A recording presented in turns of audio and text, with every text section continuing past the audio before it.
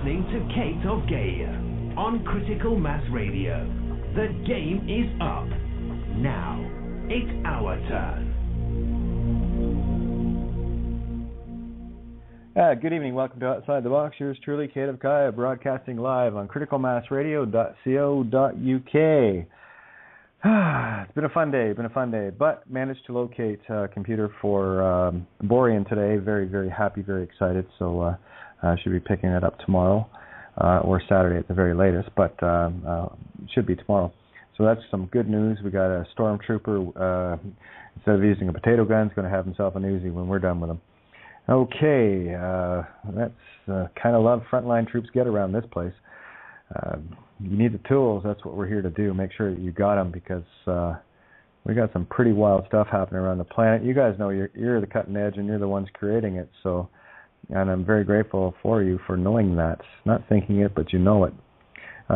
Thanks again, Ninja, and everybody that's so involved doing so many different things. I saw that, I'm just going down my Facebook right now. Before we get out of the gate here, just want to do a few updates. I haven't been at the computer much today, obviously, because I was out traveling around and getting some things sorted out.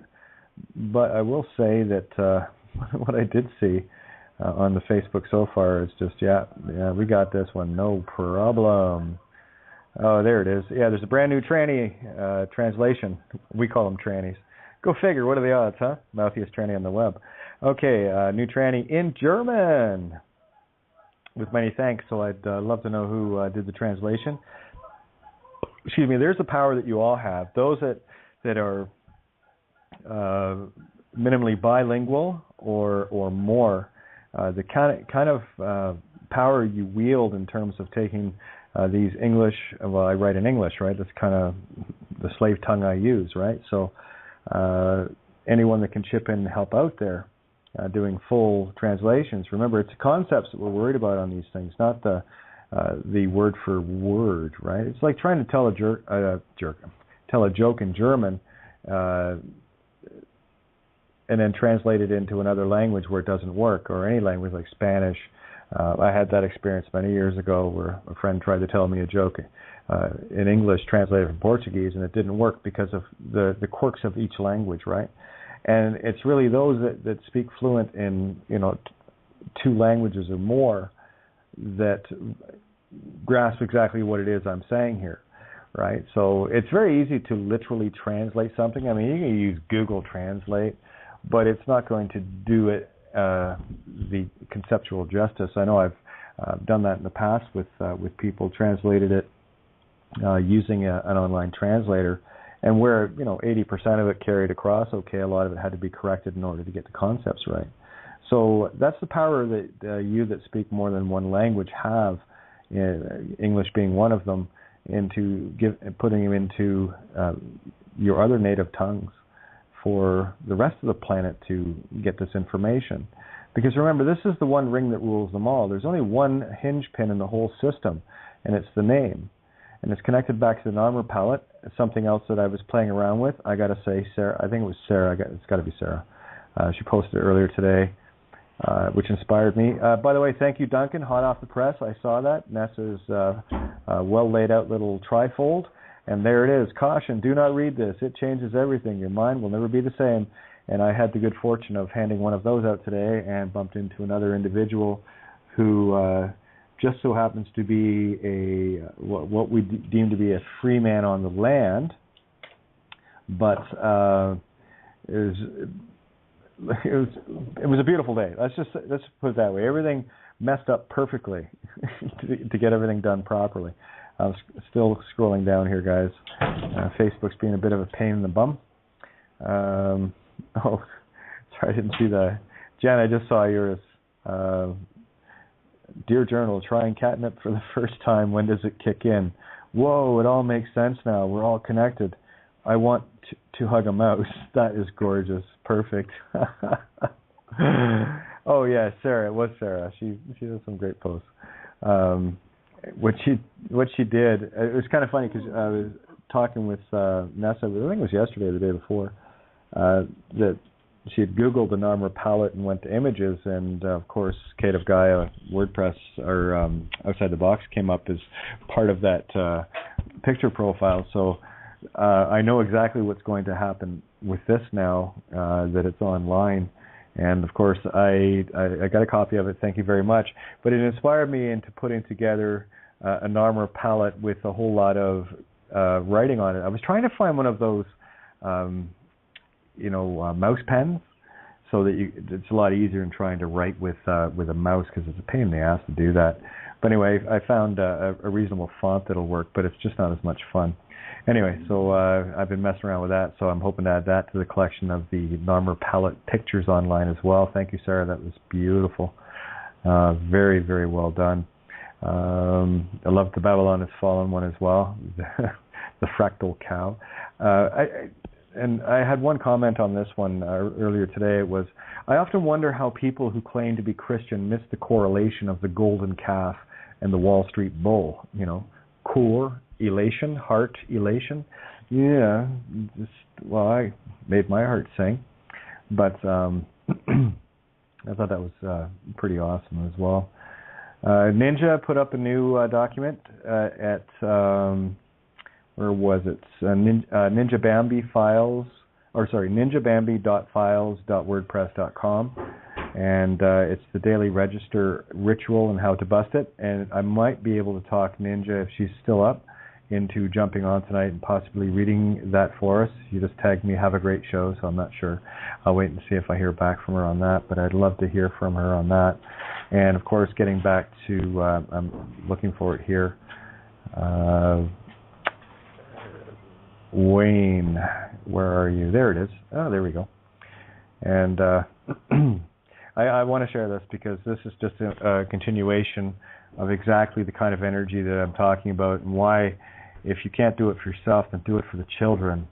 It should be the only mantra you are singing, okay? But Wayne had wrote this, just listened to last night's show, and well, slap me with a judge, LOL. Kat, I call my daughter Stevie Lee, but you're going to love this. But it's just a coincidence, LOL. Her granddad called her his white knight because of her blonde hair. His funeral is next week, and she is doing a reading, and this is what she's reading. So I'm going to read what... I like white. White works for me. It works for me on more levels than you can imagine. White also being pronounced wit, which means to know. So I will... honey, you've earned the I know. It's beautiful. So here's what she's going to share, and I thought this was extremely beautiful and poignant. My way is white, I am your light, I came from. The night to bring you your light so went in, the light you know you're from the night, because I am your night who came from the night. So come in your light, Granddad, and be your night, to be my light, so good night, Granddad. And be your light, love from white, your big shining night. But that's just a coincidence. Kat, this is what you started from when that judge bowed to you. You're a shining night of truth. Thank you for all that you do. And mirror, mirror, this is where each and every one of us gets to stand in that beautiful place where we're all equal. I think the hardest thing for me to endure is watching people that you know, and that's everyone, how powerful and beautiful they are, and how badly we've been duped as a race, to wake them up. And I've lost count of how many times I get the shit beat out of me mentally by those that just want to go at this kicking and screaming. I choose not to. But where was I going to go here? Yeah, a lot of things I wanted to talk about tonight. I was going to do the Phoenician starter kit, and I had been talking about that. Let me just have a quick look at it, because I don't think I'm going to get through. I don't think I'd get through the whole thing in one show anyway. But let me just have a quick peek at it, because this is, very, very critical stuff to get. It's when you start to understand the phonics and the Phoenician. Remember, all legal systems are based on Roman civil law, which is all entirely based on Phoenician law.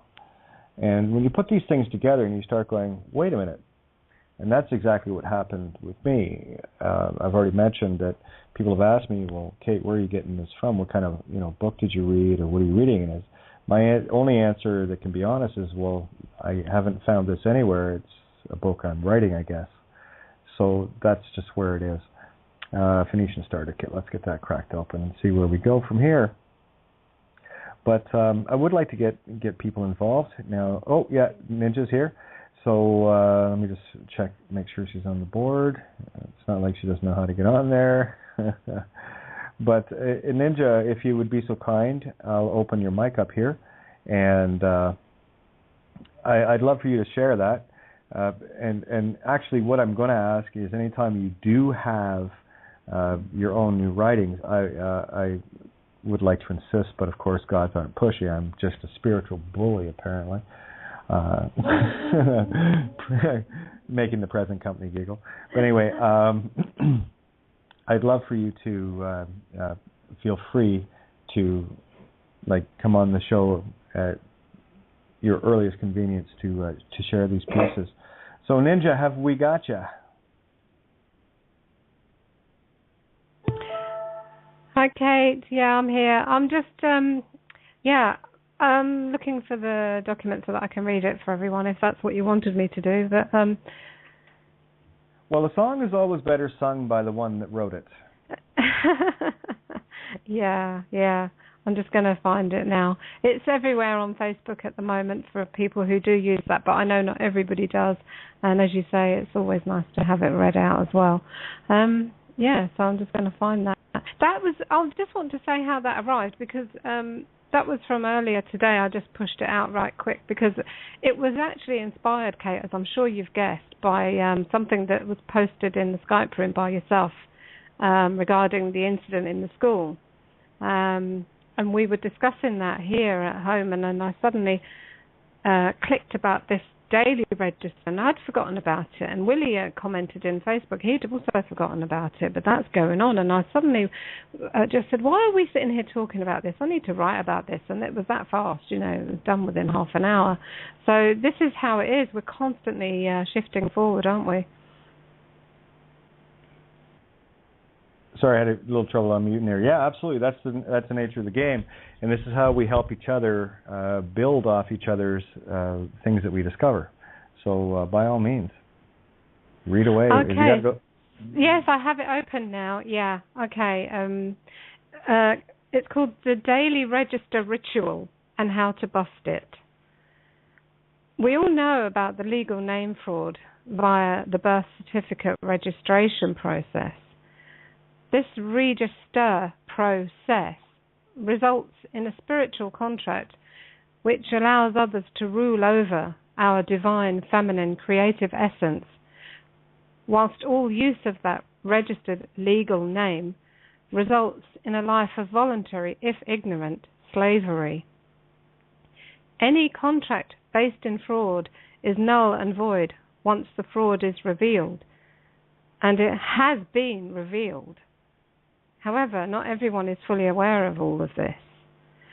For those who are aware and still sending their children into the school systems, there is the matter of the forgotten daily register. Oh yes, we forgot, didn't we?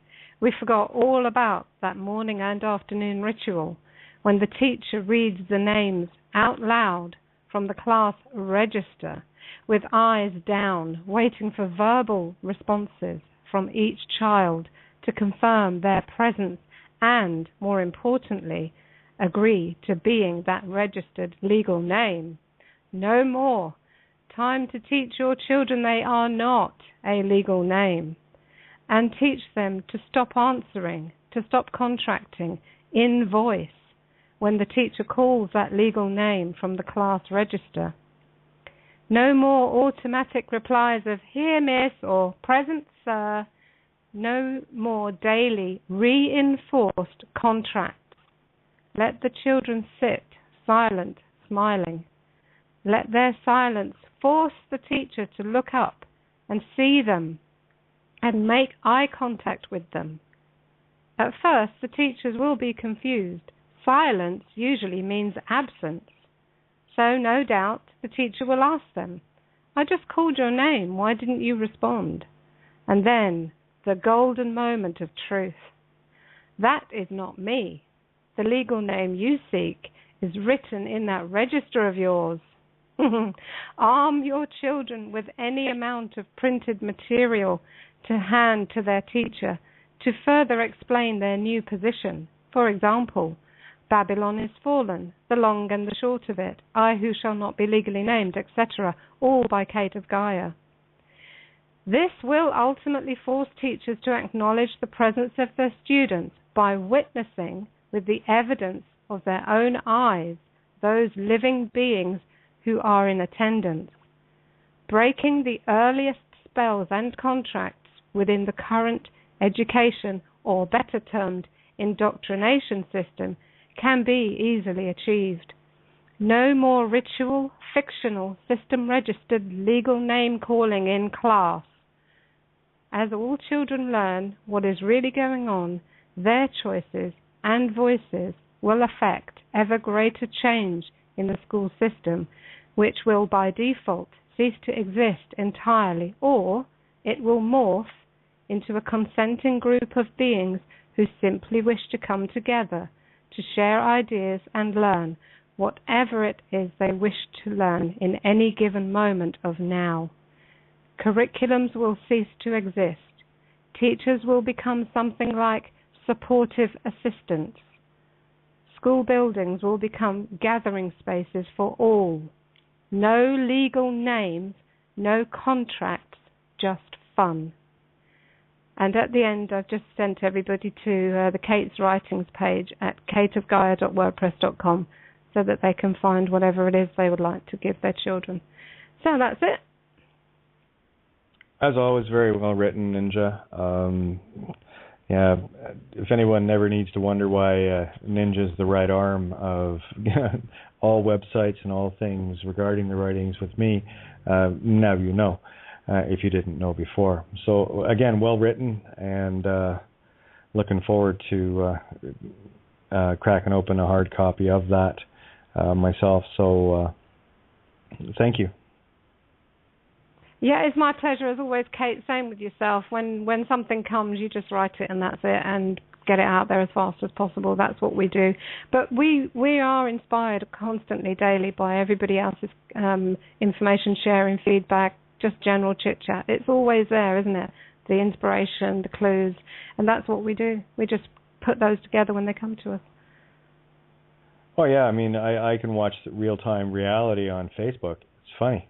You know, I can watch everything shift just by reading the headlines of what's going on. And when people really start to understand what's going on here, you'll wonder why you were doing things the way you were. Let's put it that way. So I had another great post as well. They're all great. The ones that aren't, well, they get deleted, so that's why everything on my page is great. Anyway, that depends if there's too much fear porn, if there's nothing attached to it that says this is the allegory I'm reading, because I don't want people recreating the same nonsense we've been creating for, I don't know, a couple 100,000 years. Best stop that now. But here's one from Christy, and definitely this is like priority. Please have a night at the table of focusing on the children. Now, whether it comes across as that or not, that is the intent that is always the focus. And I've screamed probably more than one night, more than probably 100 dozen nights, but that for me is a primary, that's our future. That's the reality. So carrying on here, please have a night at the table of focusing on the children. I want the inspiration, the dialogue, the moment of looking in the mirror. The programming in the homeschool community is just as strong as in the public school system. Totally agreed. They're one and the same. Sometimes stronger. And yes, I would agree, Christy, that it would be stronger with homeschooling, in that the parents that are doing the homeschooling, if they're working within the system curriculum, will be doing everything in their power to, impress their own peers. Whether that's the intent or not, it's irrelevant. That's just natural human tendency, right?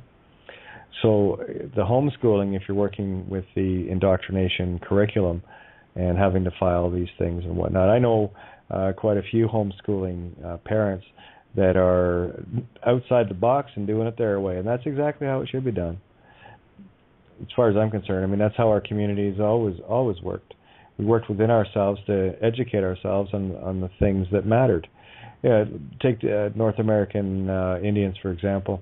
The communities out on the plains, the Buffalo Plains people, would not have the same community as a coastal group or a mountain group. You know what I'm saying? They all have their different attributes, different food sources, different ways of building their communities.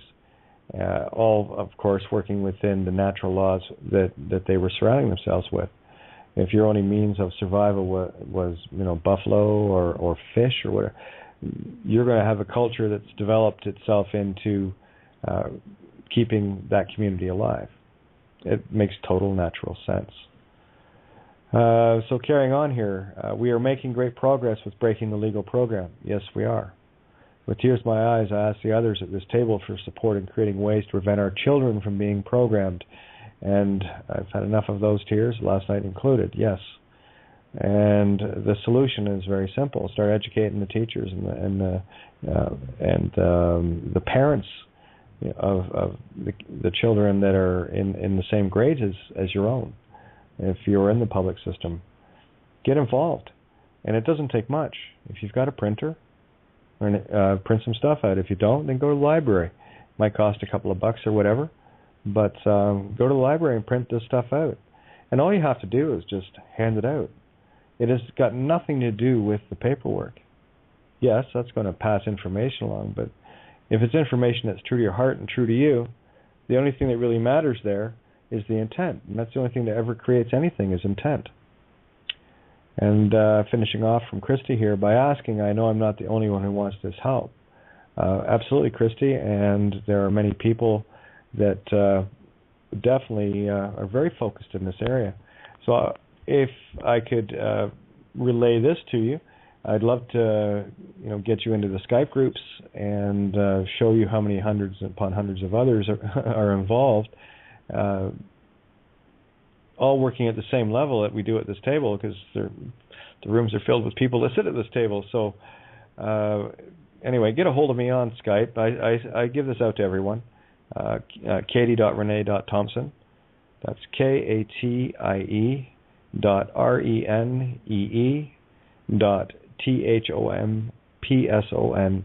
And on Facebook, because my Facebook friend thing, whatever nonsense, excuse me, is full, we do have a discussion group, and you can put in the Facebook search window, Kate of Gaia discussion group, and then just jump in there and join up, because that's primarily what that room is. Again, all table listeners and talkers, So we'd love to have you that way as well. And the only way we can help each other is to make the concerted effort to allow ourselves to be helped and accept the help, and then take that same help and carry it forward.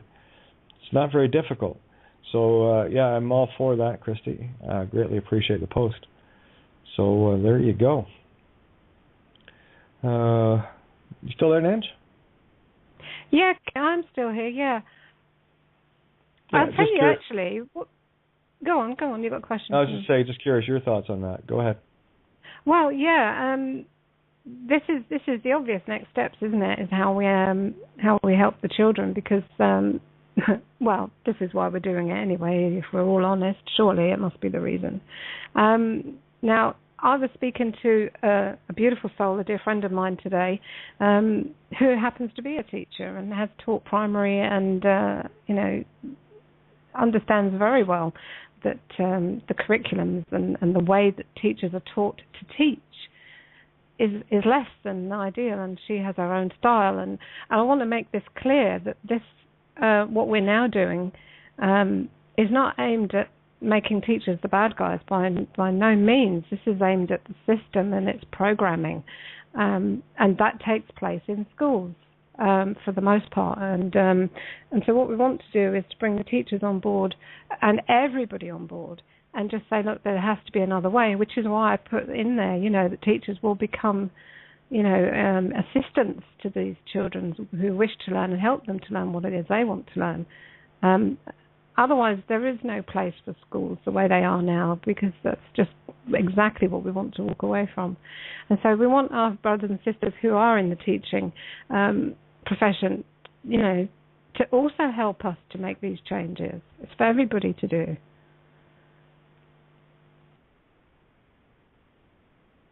I totally hear you there. And yes, look at that. Already getting the Skype contacts coming in. So it works wonderfully, doesn't it? Anyway, it only makes sense that we start, we've taken out all of the artillery, right? So let's take the supply lines out now. We probably should have taken the supply lines out first. Would have been a whole lot easier, but hey, who the hell was going to believe me at that point, right? So it's pretty funny. We've had to do everything backwards anyway, right? So totally yeah, but the kids are telling us when they're ready, and they're telling us now we're ready. So here we go. Yeah, it's funny. It's they're still getting all sorts of supply and ammo and everything else, and here we're running at the guns all the time, called the legal system and the governments and all the rest of it. And now it's time to take out the supply lines, and that is the education of our youth by nothing, quite frankly, nothing but a bunch of dolts with useless diplomas, useless teacher certificates and college diplomas and all the rest of it to go with it.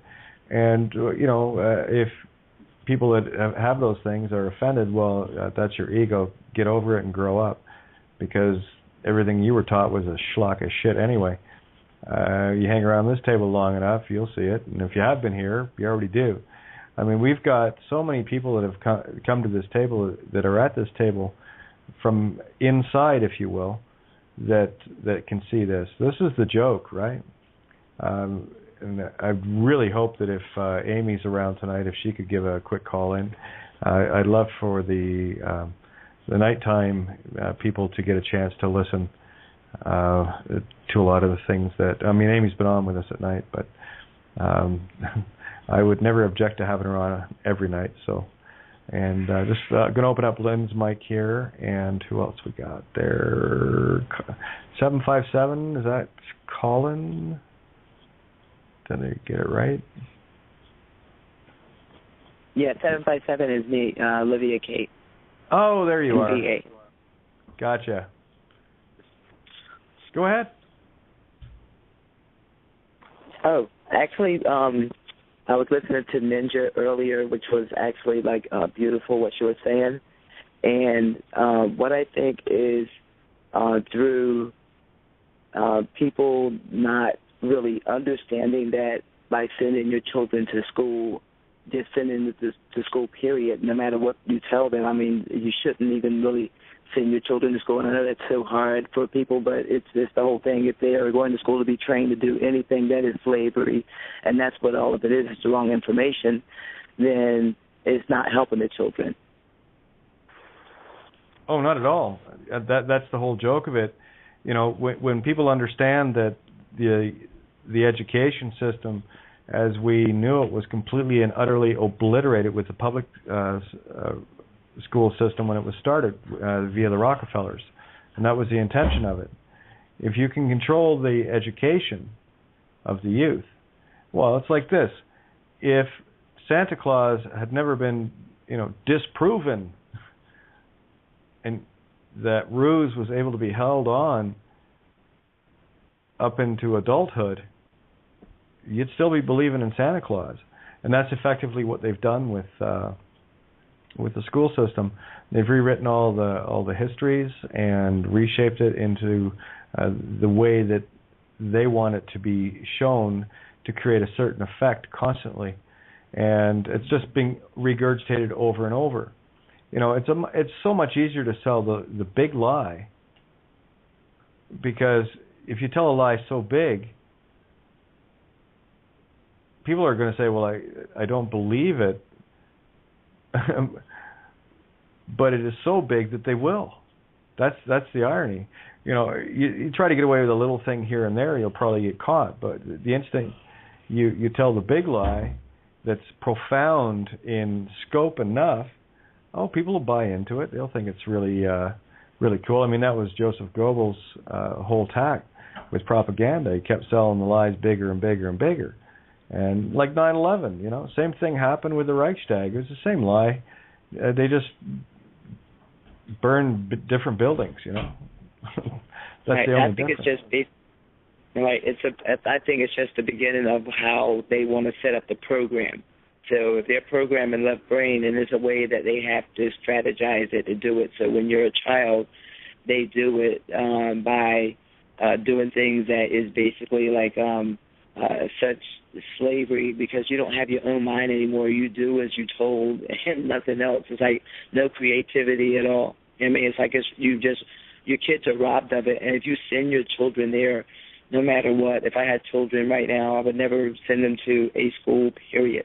No matter what, I just really would never do that, because that is where, you should, if your children should not be answering to anyone. So to send them to school to answer to their name or to not answer to their name is basically what the problem is, because they shouldn't be going to school. You know what I mean?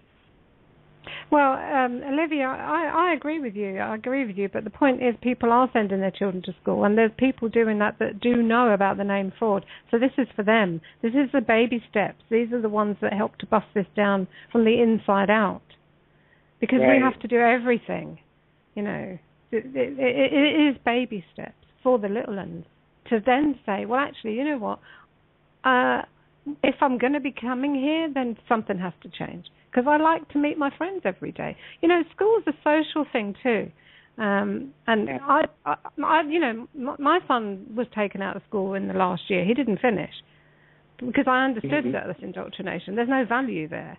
But you know, for those parents who don't want to do that, or for whatever reason, maybe the children want to go.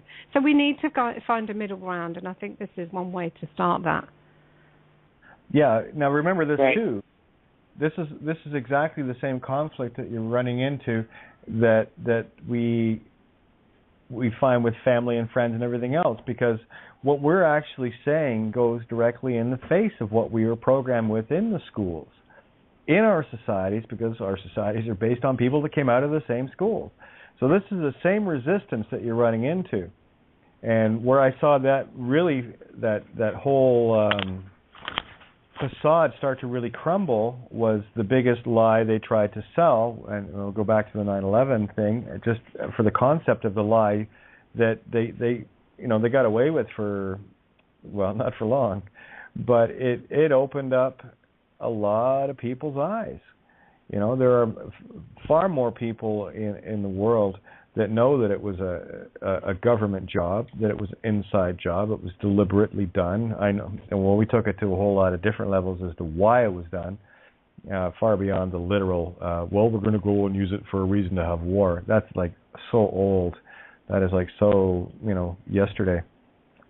But this is what you're going to run into. You're going to run into the people that still believe that something like 9/11 was done by terrorists.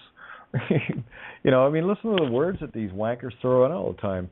You know, if in doubt, say terrorist. You know, I watched a video. It's up on my Facebook. Again, someone had posted it. The only comment I have really is if you want to deal with a cop. I think the video was like 7 or 8, might have been longer, minutes long. If you take longer than 10 to 15 seconds to deal with a goony meat stick cop, you're wasting your time, and you haven't got a clue as to who you are, right? So, sorry, no name, no jurisdiction. Hey, but you have a great day there, slave. Bye-bye. You know? Pretty simple.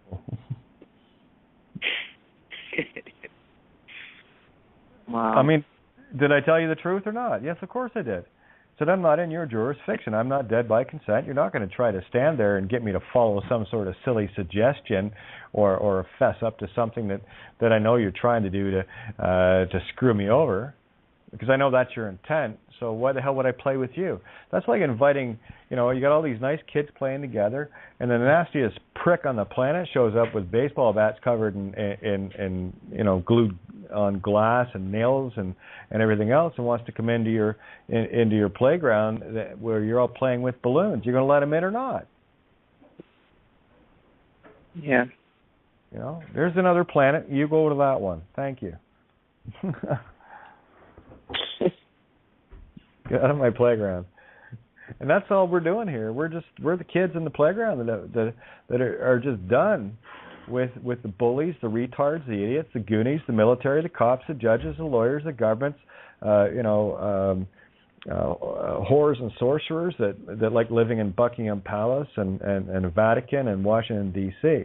You can call it Congress. You can call it whatever the fuck you want. I'm just going to call it what it is, demon worship. Okay? So I don't play in that realm. That's the garbage. I don't know about you, but when I take the garbage out, I don't sit and stare at it. It's gone.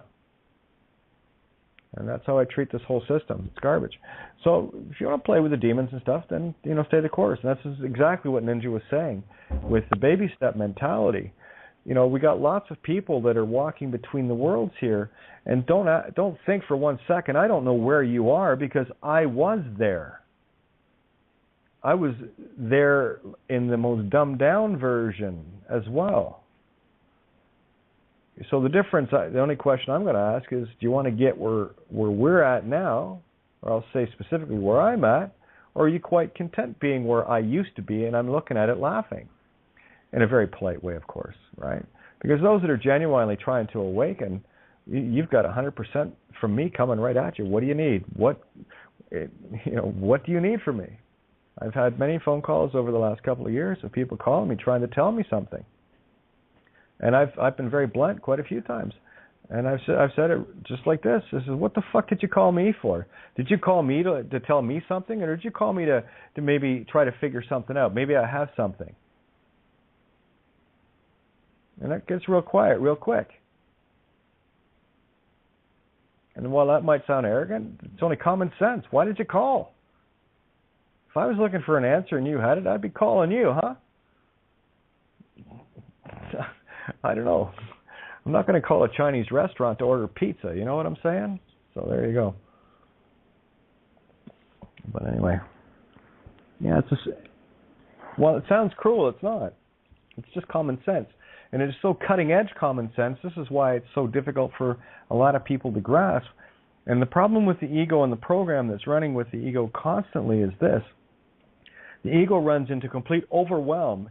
It puts everything on the table at the same time. The whole physical reality gets puked out all at once, and that's part of the program to scare you back into it. The what-ifs come out like lightning. Well, what if, and blah, blah, blah, blah, and at which point I just learned to say, shut up. Look, and I tell people this up front. It says, I'm gonna say something to you, and you're gonna go off on all sorts of little tangents. And, well, what about my car? What about my house? What about this? And what about okay, well, good. You've nicely overwhelmed yourself. You scared now? All right, let me know when you're not, so I can actually communicate with you. And that's really what it boils down to. That's why I have a hard time with people on occasions, because they get so overwhelmed right out of the gate. And it's not me doing it. I'm just telling them a simple truth. But it's what's connected. That's the measure of the truth. It's what comes out of it that's connected to it that explodes instantly in your face. When you start realizing the ramifications of the legal name, it will blow your mind wide open. And it can be painful. But the truths are very simple. You got these people saying, well, I want to fight for this foreclosure, and I want my home in this, and I have my car, what are you crying for? You fucking gave it away anyway. Did you register it? Well, yeah. Well, shut up. You're not losing anything you didn't already give up. But are you ready to listen yet? I know you didn't know. I didn't know either. And the good news is I got to go through the hell to figure it out, where I'm trying to save you the bother. And the answer is quite simple. No name, no game. The system needs, absolutely must have, cannot move forward unless it has legal name consent from you. Agree to be the name? You're dead. You're the slave.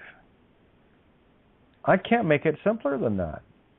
So if you can agree with that, find the resonance with that truth, then I can move on with you. Until that point, we're just going to go in circles, and it's just going to drive you nuts.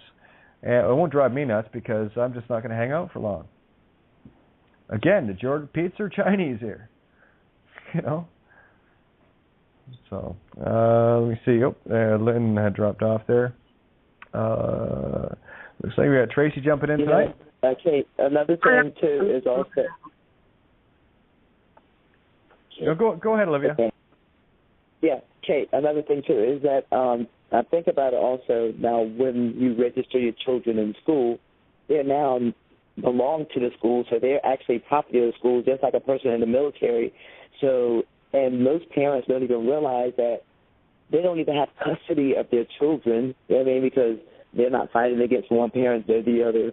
So they don't have no rights to their children at all. I mean, they give up all rights to their children with a birth certificate, with a name, put them in school. I mean, the whole thing is so ridiculous. It's just, I mean, I can't even believe it. It's just, I'm like, and the people that send their children to school, when I tell them about this, and they understand this,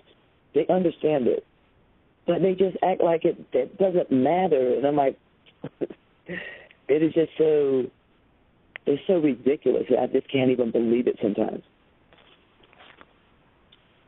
They don't even own their children. Their children are property of a school, of a system.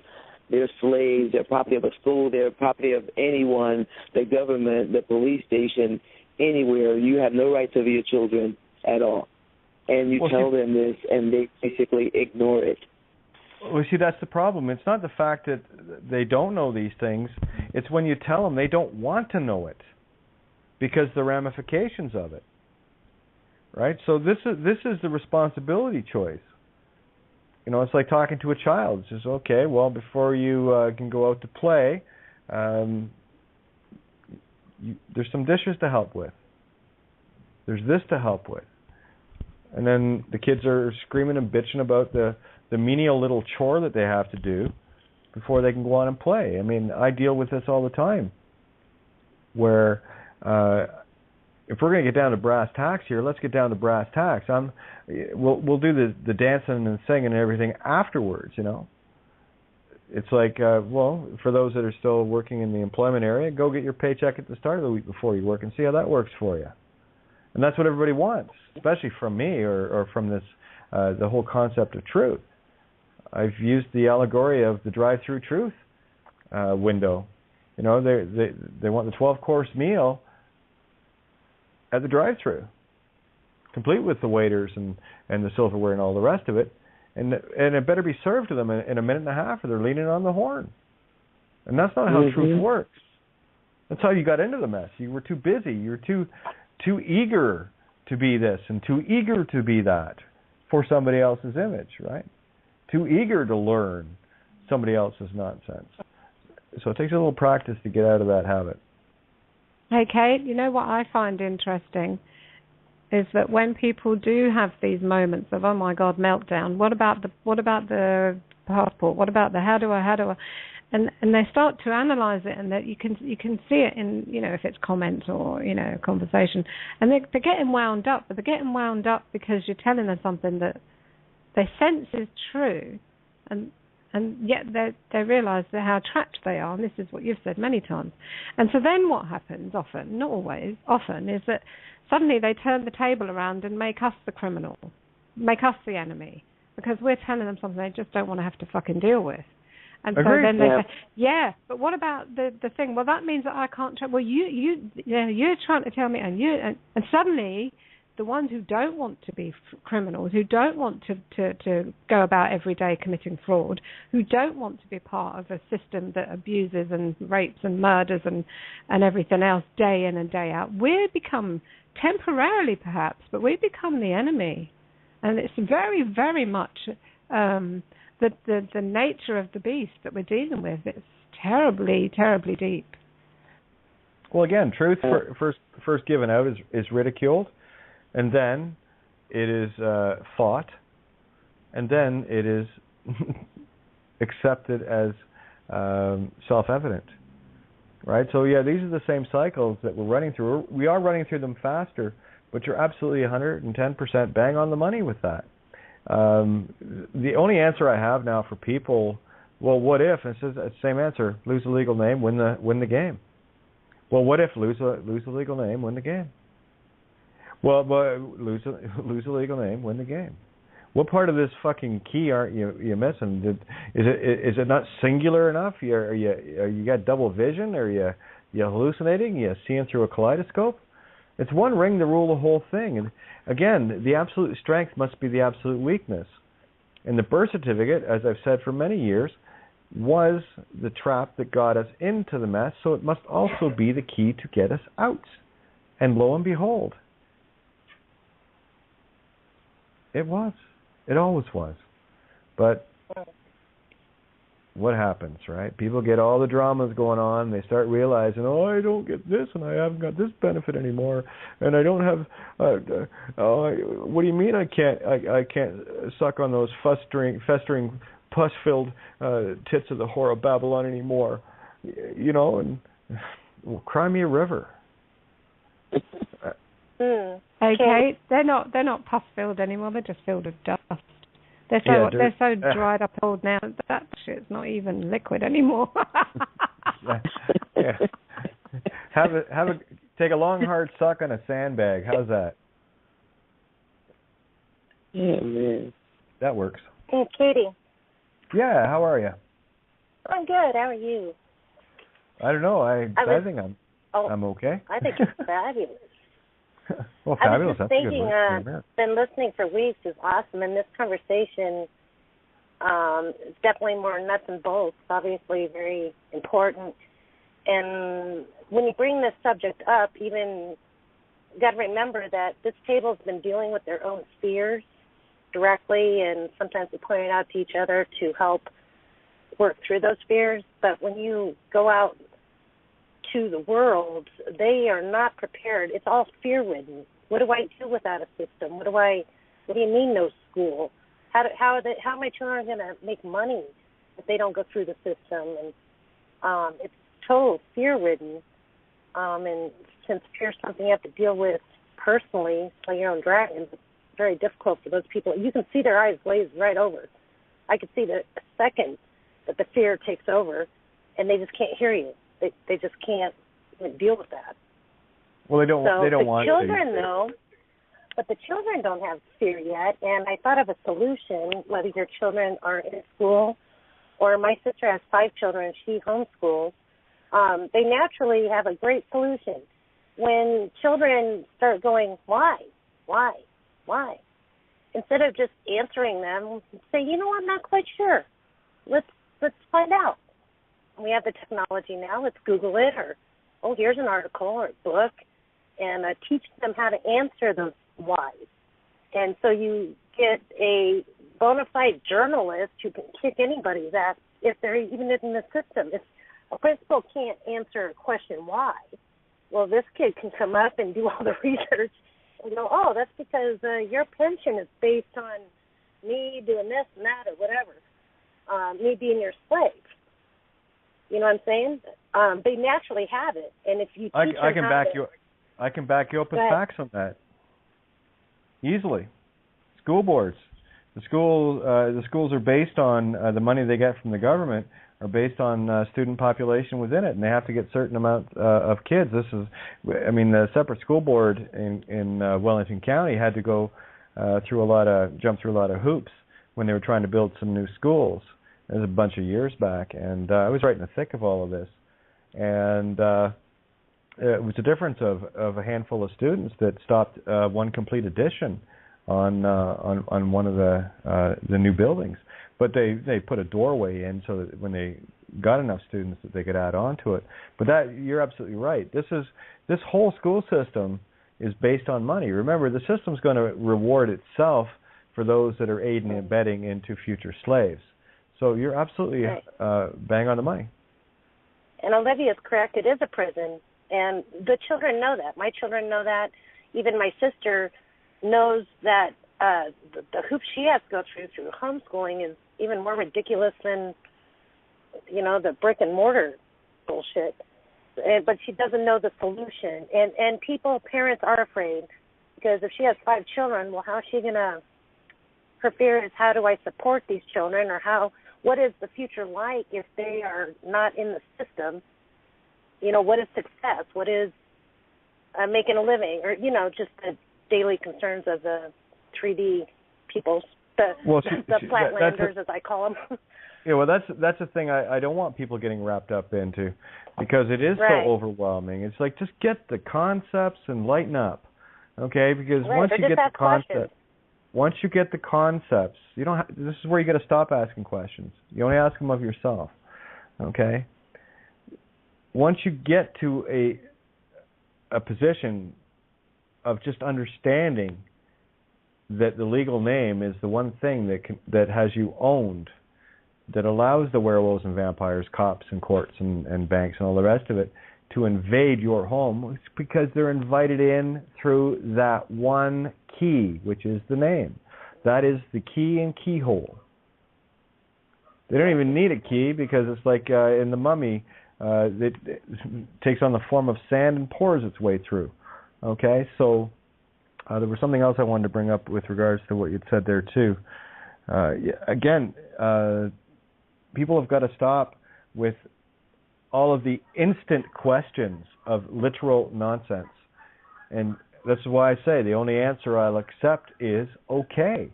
Because that tells me that you heard what I said. 2, you will observe what I said. And 3, the ego wasn't involved in that decision.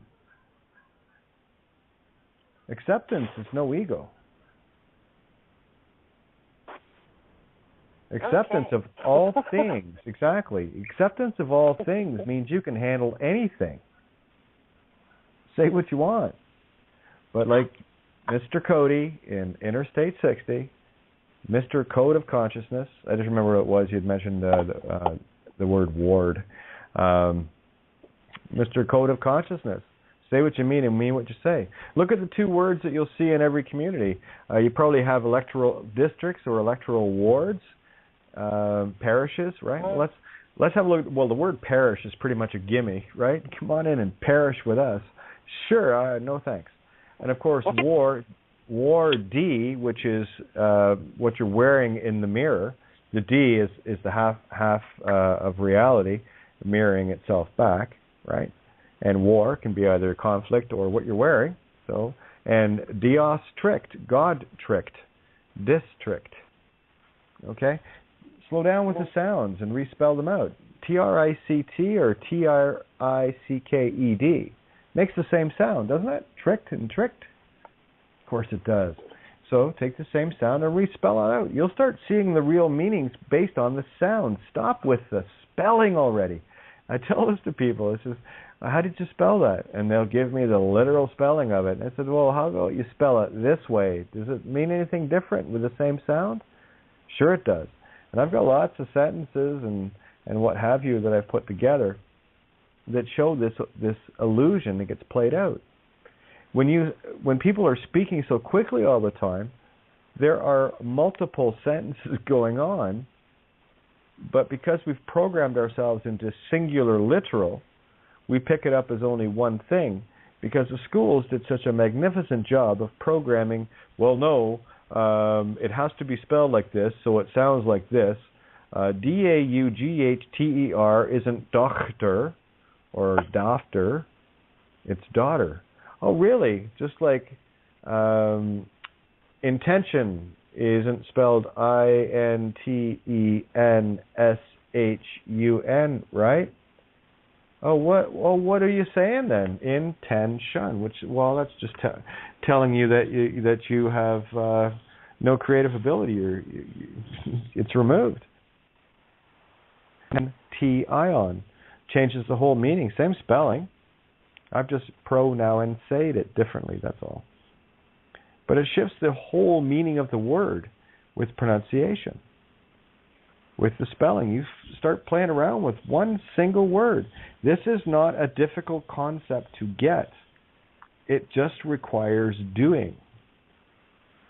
So I'm going to put some very simple stuff together as soon as I get this other essay finished off, but I'm at least getting back up to speed here, so that's a good thing. That works for me.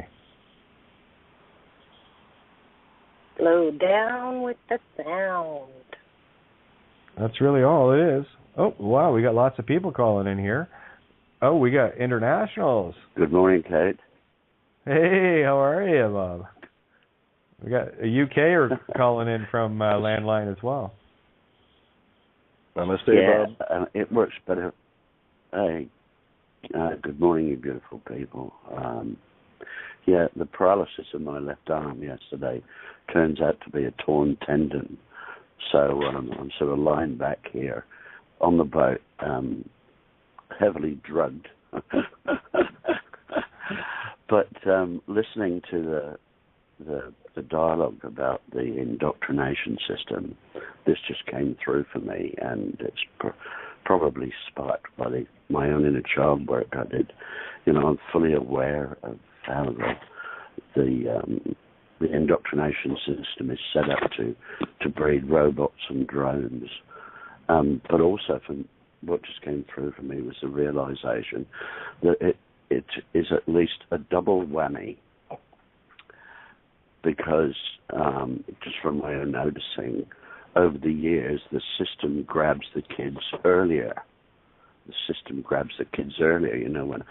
When I first started going to school, we went to school at 5, but now they've got preschool and kindy, so they're grabbing the kids earlier. And just from my what's come through for me is that what I needed as a kid was time with my parents. The reasoning there was, if Mum and Dad really loved me, they would want to spend more time with me. And I didn't want, a new bicycle or, a new toy or something. What I wanted was my time with my parents. And so I just get a sense of this second wound, this double whammy, is like the children, through this indoctrination system, are not only being mind-numbed, the system is actually moving their allegiance away from their parents to the state, to make the state their parents, and they give their allegiance to their parents. I'm not sure if that makes sense, but I did know a few years ago, that lady I sang with, David and Val, when they decided to have children, they both quit their jobs. And decided to work from home and homeschool them, And I just get a sense that I know the indoctrination system's stuffed and it's corrupt, it's criminal, but somewhere we need to establish a system where the kid gets all its nurturing needs met by its primary caregivers, its parents, and it's hard to explain, but that's just what's come through for me. Like, the indoctrination system is at least a double whammy on the spiritual development of our children. So anyway, I'm pretty drugged and pretty dopey, but I hope that helped. Oh, Bob, always good, and better be some good stuff for you, that's for sure. As long as you get better, that's all that matters, my friend. Hola. Yeah, because that was my biggest wound, when I went back to look at my inner childhood, was just realizing that, all I wanted was more time. I cannot, remember spending more than one afternoon with my dad, because he was just doing what dads are supposed to do, working hard and bringing home the bacon. So this indoctrination system for me is at least a double whammy, Oh, yeah, it's the whole money thing, right, too. People equate everything of value through money first, right? You don't hear people talking about, well, I'm going to dream of having this piece of land. They say, well, gee, I sure hope I can come up with the money to have that piece of land. So instantly, this whole middleman, God outside of self, interferes with every dream we have. You talk to a child, they have to learn what the concept of money is. And again, this is like, well, here, if I give you this, you can go out and get that.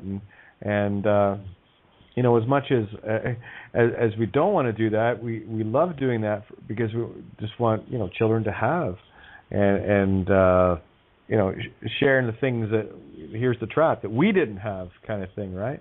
But what we're doing is actually making our situation and theirs far, far worse. And just let, we got Eric, it's from the UK, area code 44. Just curious to see who that is calling in. Ah, that could be me. Oh, yeah. Hey, it's Dee.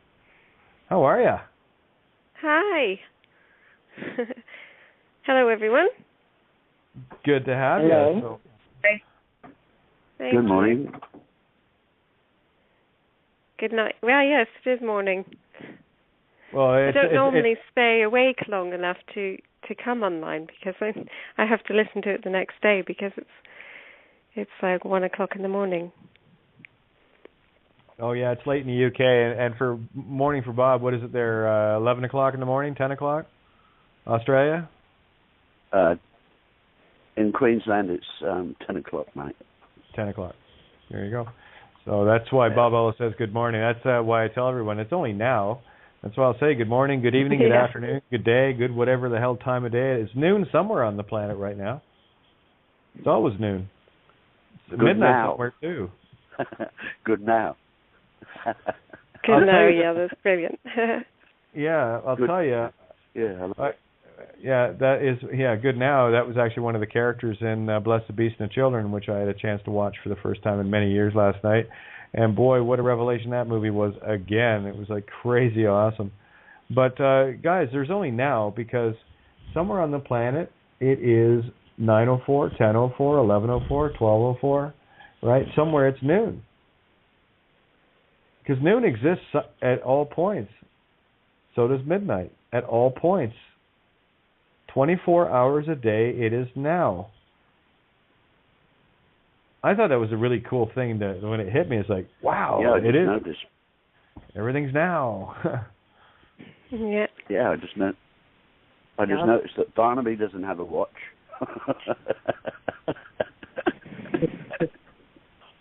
Hi.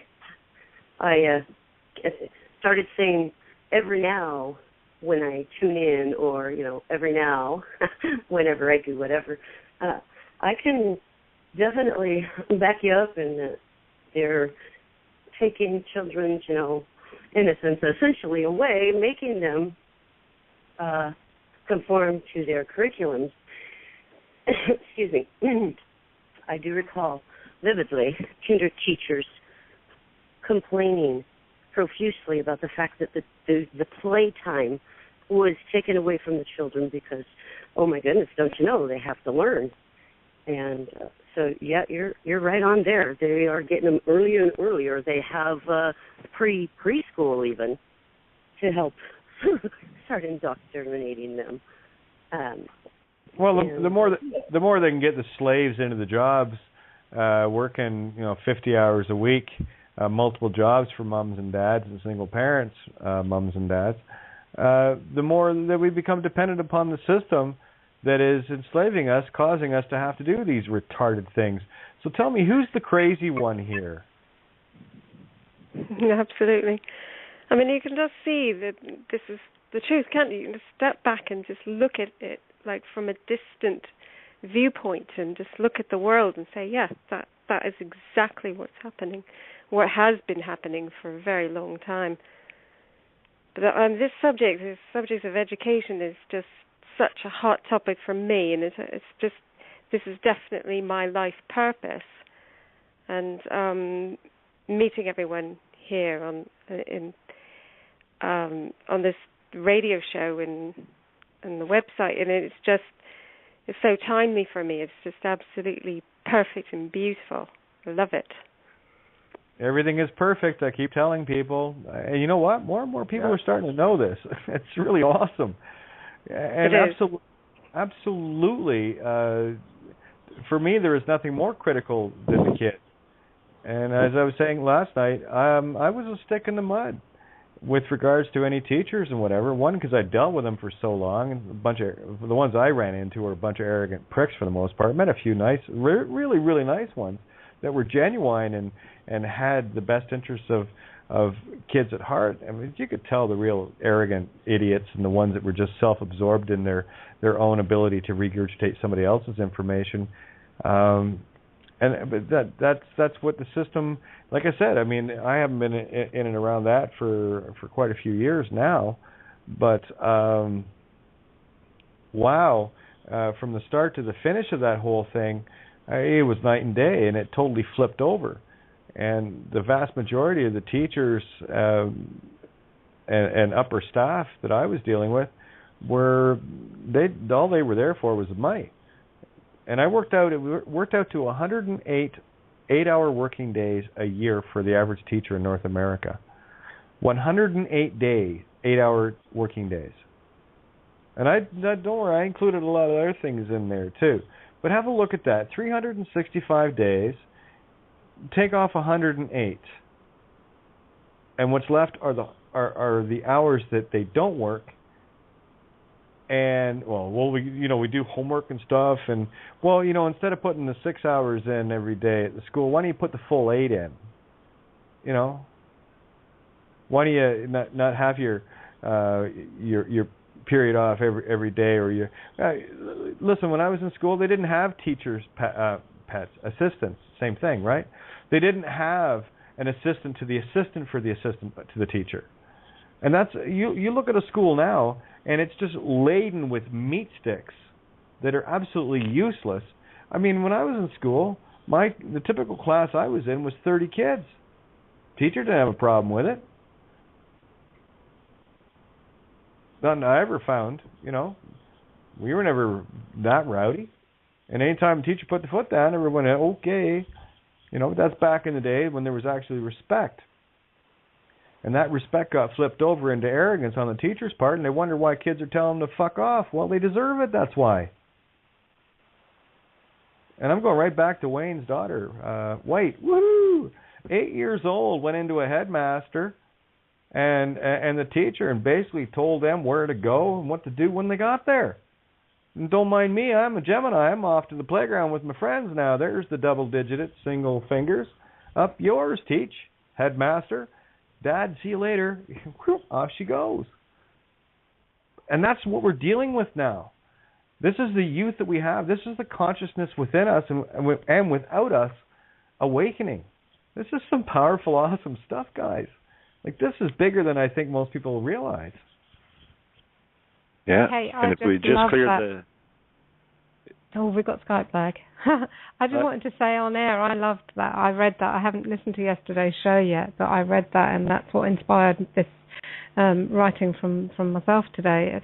Just thinking about children in school, and I just loved reading that, and I knew it was Wayne. I just had the feeling that was Wayne, and I was like, oh my goodness, this is so cool. And I want an update very, very, very fast with what happens when the young lady takes the class and shows them how it's done. Because children now know what they want to learn. The internet is all, she's quite right, we understand it's all there. And as long as they've got access, they're going to look at what they want to look at. I mean, obviously, we want parental guidance. We don't want them looking at it, it's a dangerous place. But, within some parameters, they're going to choose for themselves where their interests lie. And after all, that's learning. And that's what we should be encouraging. Yeah, absolutely. Sorry. No, go ahead. I'm just looking forward to it too, because she's going to make a mess out of the teacher. Yeah. Well, I can't wait for my son to listen to this show tomorrow. He's 8 as well. He's just over 8, and I've just started to talk to him a little bit about these things, and it's just amazing when a child gets it so quickly. I just started to tell him a little bit about birth certificate, and I just said to him, but it's a little bit complicated for you. I don't know if you can understand it. He just said, I understand it. It's just brilliant. But and we've got a meeting with his teacher as well, and I'm going to bring him along after listening to this show and about talking about it a bit more before we go in. And so I'm looking forward to that happening. But also I'm ready to take the plunge to take him out of school anyway. I'm just sort of making a plan now for that. And I think what a lot of parents are really might be concerned about is that I think the worry that gets into your head, again, it's from the system and it's the whole indoctrination, is that what if they don't learn? What if they don't read? What if they don't write? Maybe I'm not good enough to teach them. But children take control of their education. They will learn. They learn in their own way. And I listened to something earlier because I've always been interested in alternative education anyway, so I've been studying it for years. And there's A.S. Neal in the Summerhill School and that whole ethos, and it's wonderful stuff. But it is also still a school. But I listened to something from someone who actually would have considered to have failed that school because he'd grown up, and he said that he never read, he never learned to read properly or to write in the time. And he's one of the rare ones because that just doesn't tend to happen. And he said that himself, that it is very rare. But he said that. But what happened to him? He said, "Oh, I can't understand why no one was worried about that." But he said, what I ended up doing is I ended up traveling the world. And I spent 9 years of never having to live through a winter because I traveled to all countries that it was always summer when I went there. And he said he learned to read and write because he had to fill out forms when he went to these countries. So eventually he had to learn. So he figured it out. He just figured it out and taught himself. And it just ended up doing everything that he wanted to do in his life. So it's like, well, Summerhill never failed you then, because they didn't tell you that you couldn't do what you wanted to do, and that is exactly what you did. Just followed your bliss. That's the truth right there. And if you want a prime example, I'll use myself. I mean, 7 years old, I'd be on my bike heading downtown to the library, like I said before, and I'd be sticking my head into books that were bigger than me. I went to the kids sections on occasion to get some, fun stuff, but for the most part, what really got me going was, the history books. I'd head out into the history sections and just leaf through these monster books and read. And so don't ever think for once, that's 7, 8 years old. So don't underestimate the power of that mind, because I know how powerful mine was at that age. And I'll tell you, the only thing that destroyed it and brought it down was that peer pressure and being forced into groups of people that you don't necessarily get along with. I would certainly see that a neighborhood of, maybe a half a dozen or a dozen kids living in the same area, different ages, getting together and following exactly what you just said there, following their heart. And isn't it funny? He followed his heart, and he found summer everywhere, learned how to read on the road, and came back with some pretty awesome episodes of The Road, I'm sure. Yeah. Yeah. The children don't know lack.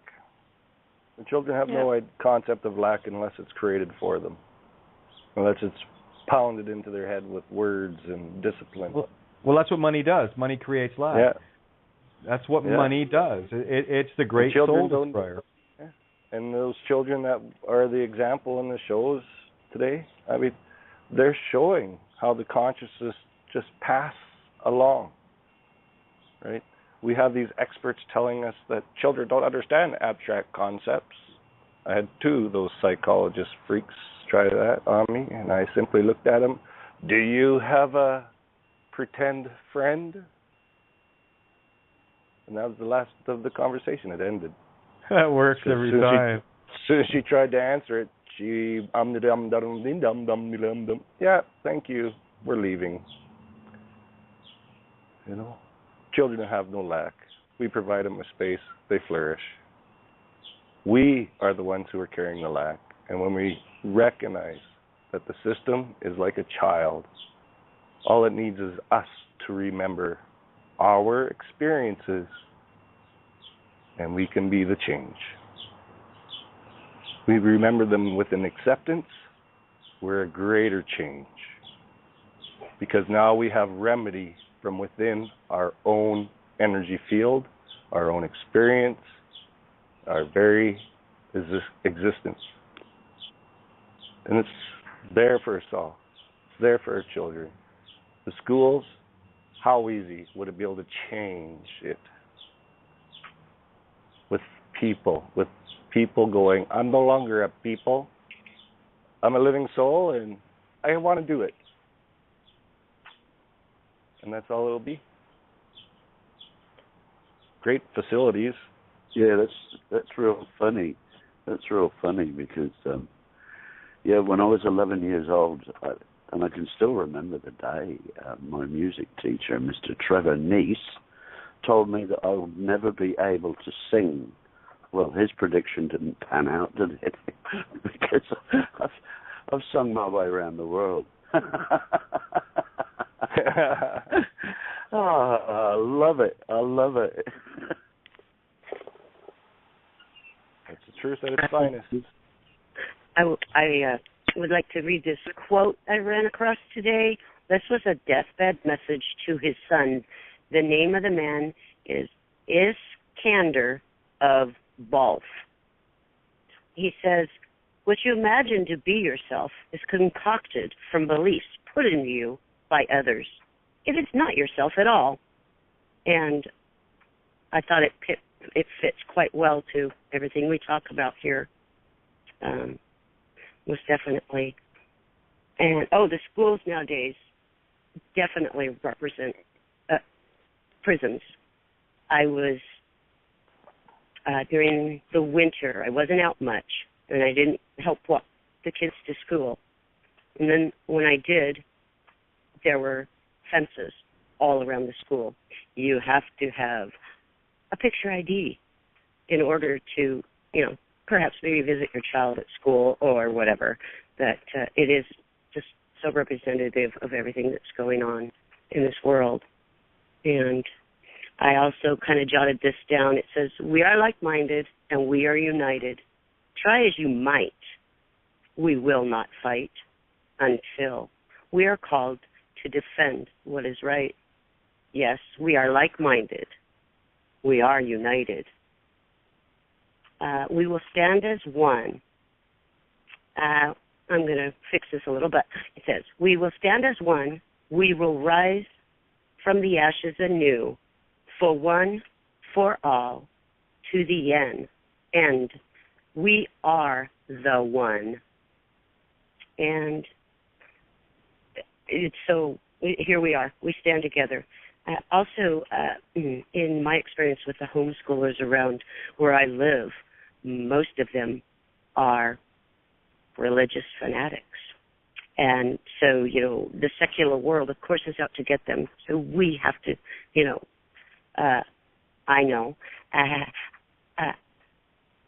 educate the children ourselves, because the secular world is out to get us. I think it's like they're almost the original conspiracy theorists, because they're in the world but not of the world, and the secular world is bad. But, so, anyhow. Oh, I thought I might mention that my absence from the Skype room is simply because in about 5 years' time I've managed to zap out my laptops. Since the end of January I've been without the computer. I operate solely from my phone, and I have a PS3 as well, but it's much different, much more difficult to communicate with. Anyhow, things are changing, and we're a part of that, and it's very exciting. So, gosh. And then one more thing was that so many people essentially play lip service to the idea that the children come first, that it's all about the children now that they have, given birth to them. They forget, they go about, they continue on as though life is still only about them. And then, they ignore the requests of the children because whatever reason. They don't want to do it, fear, it doesn't matter. But they're still considering themselves first. And that one of my messages always to everyone is that the children come first. Get over it. So there you go. I love you all. Message received. The last few speakers reminded me of something. Children don't speak in language, and I think adults may have forgotten that they actually speak in empathy, and so it's natural for them to learn. One of my biggest traumatic experiences that taught me to ask a lot of questions was when Roots came out in 1977. I was 8 years old, and before I saw that, I had no idea that a part of me was being treated like that. I mean, it was traumatic, very emotional, good and bad. I fell in love with all the characters, and I wanted to understand what does that mean, you know.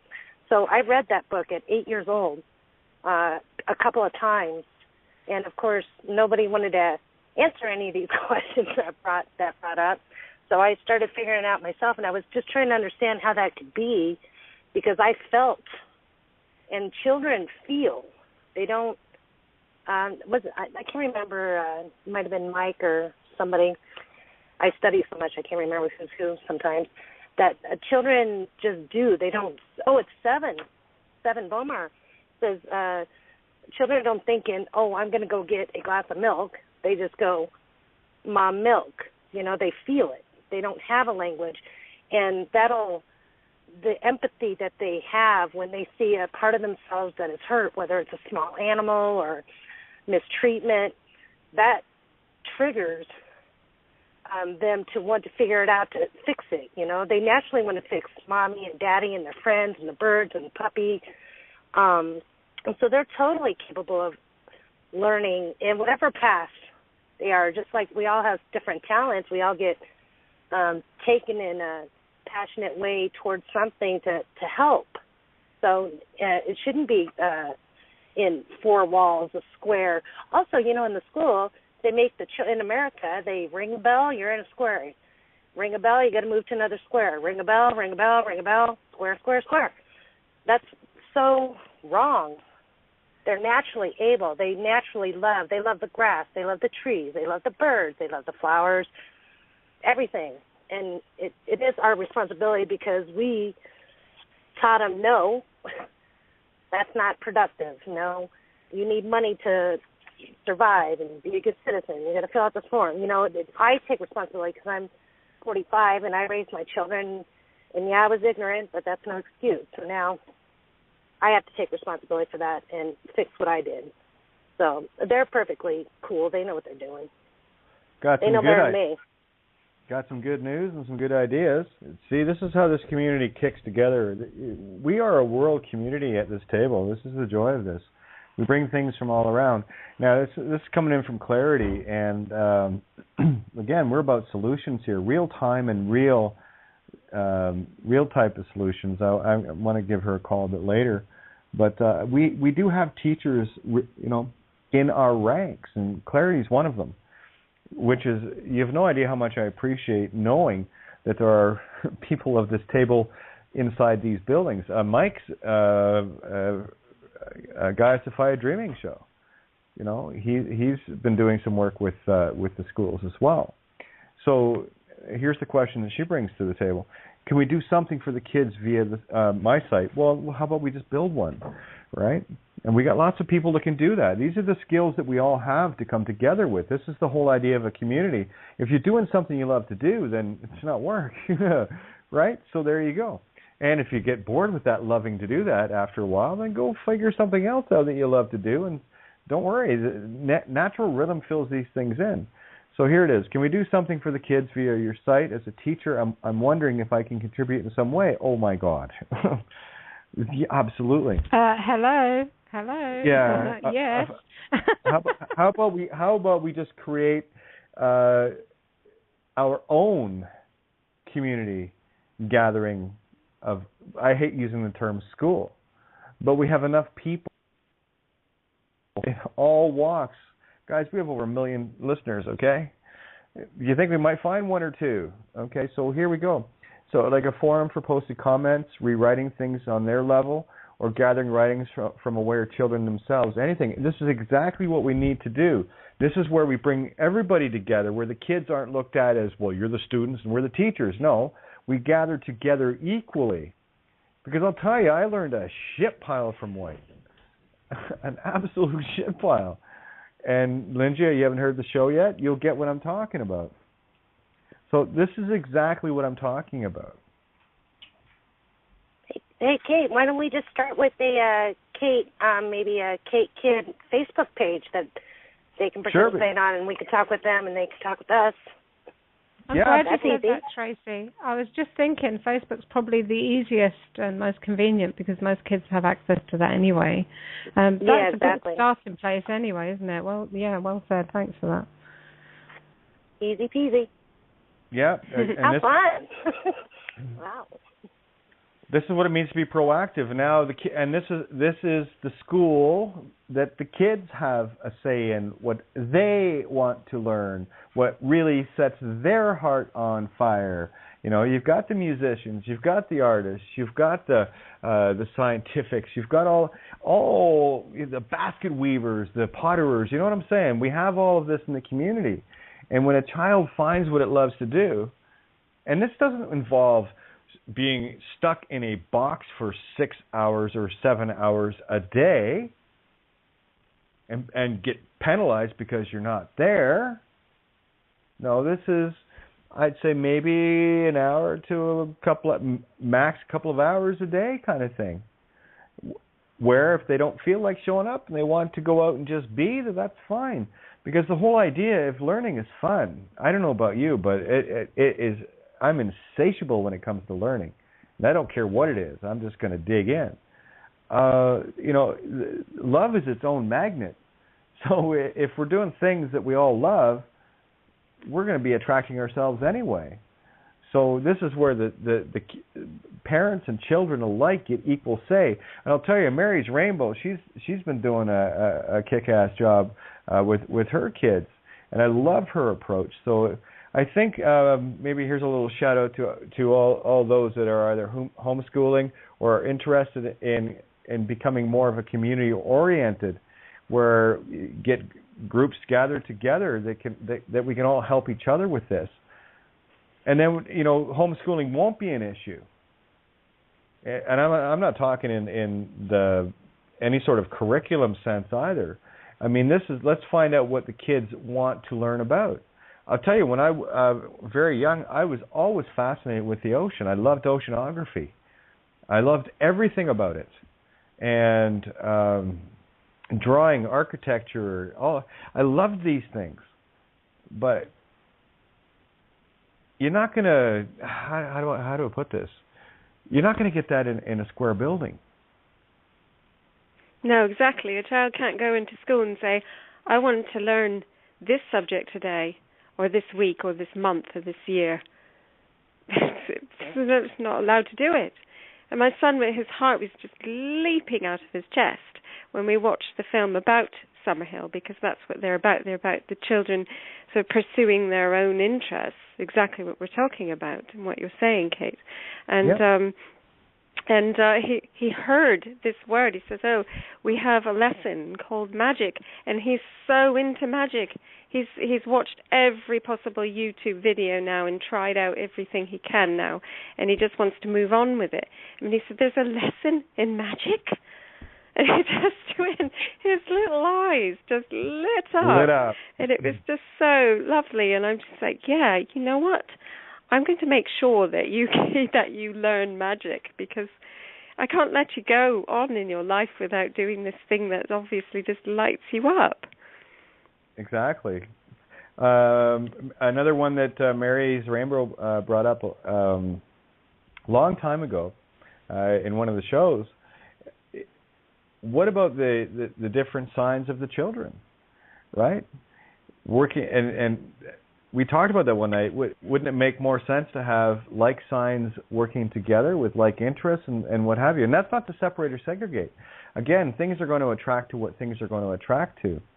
But remember, as kids, it didn't matter where we're from, who we were just thrown into a square box with a handful of other kids, just based on numbers and sex. That was it. And you're going to learn math this way, and you're going to learn English this way, and you're going to learn this way and that way.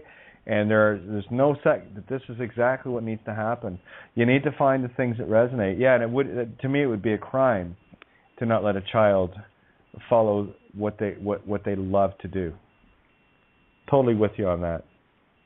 Here. I completely agree. That what I was going to say about signs is that Ted, that's my son's name, he's a Capricorn, and another subject that really lights him up is geology and rocks and minerals.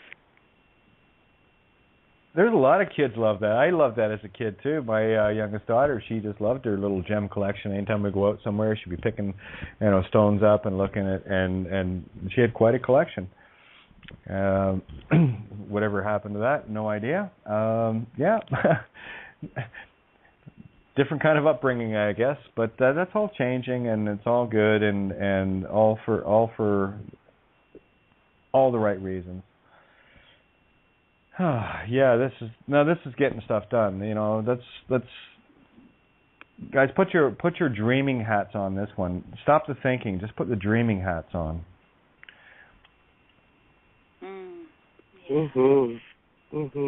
Another thing Go ahead, Lynn. Thank you. Another thing that we're taught in college is all the different learning styles. And maybe there's 8, and so one teacher is expected to incorporate all those different learning styles. And my thought is that, well, why don't you become an expert in teaching the one area that you learn best in, and match the students up with that teacher? They might be a kinesthetic learner, for heaven's sake. They need to run around all day to be learning because they play on your imagination. Yeah. Whatever it is, anything for the children. Go ahead. I love your idea. It's beautiful. That's exactly what I was going to say, Lynn, about all the different learning styles. Yeah. And Kate, you're talking about the different astrological signs and how, there's different ways. Each of us, of course, we're all the signs, but there are some that we're stronger in, and those. What? Hey, Colleen, one sec. Be quiet. I've when you unmute, they can hear everybody. Yeah, I can hear you. That's what I've been trying to say. No. It's all good. It's all good. I'm sorry. It's all good. Okay, just chill. Shh, it's good. We're talking about kids, right? Right, thank you. It's okay. God, guys, please. Okay, big calm. Just give me calm. Thank you. So is it my good. turn now? I'm just letting everyone know all the mics are open. Colleen just needs to finish off, and then you can jump in. But all the mics are open. Randy, Joe Tara, Mike, Pete, everybody. Okay, so, carry on, Colleen. My thought was the astrology, and isn't that really interesting? Because that goes hand in hand with learning styles. Sure does. There you go. There you go. Mhm. And of course, this is near and dear to my heart, this subject. And my daughter came out the other end. Of course, everybody at this table knows that she's 18 now, and we went through the whole unschooling and homeschooling and travel school and the Summerhill whole idea. And it really is about allowing the child to follow their heart. And that's where the genius comes out, if you want to call it genius.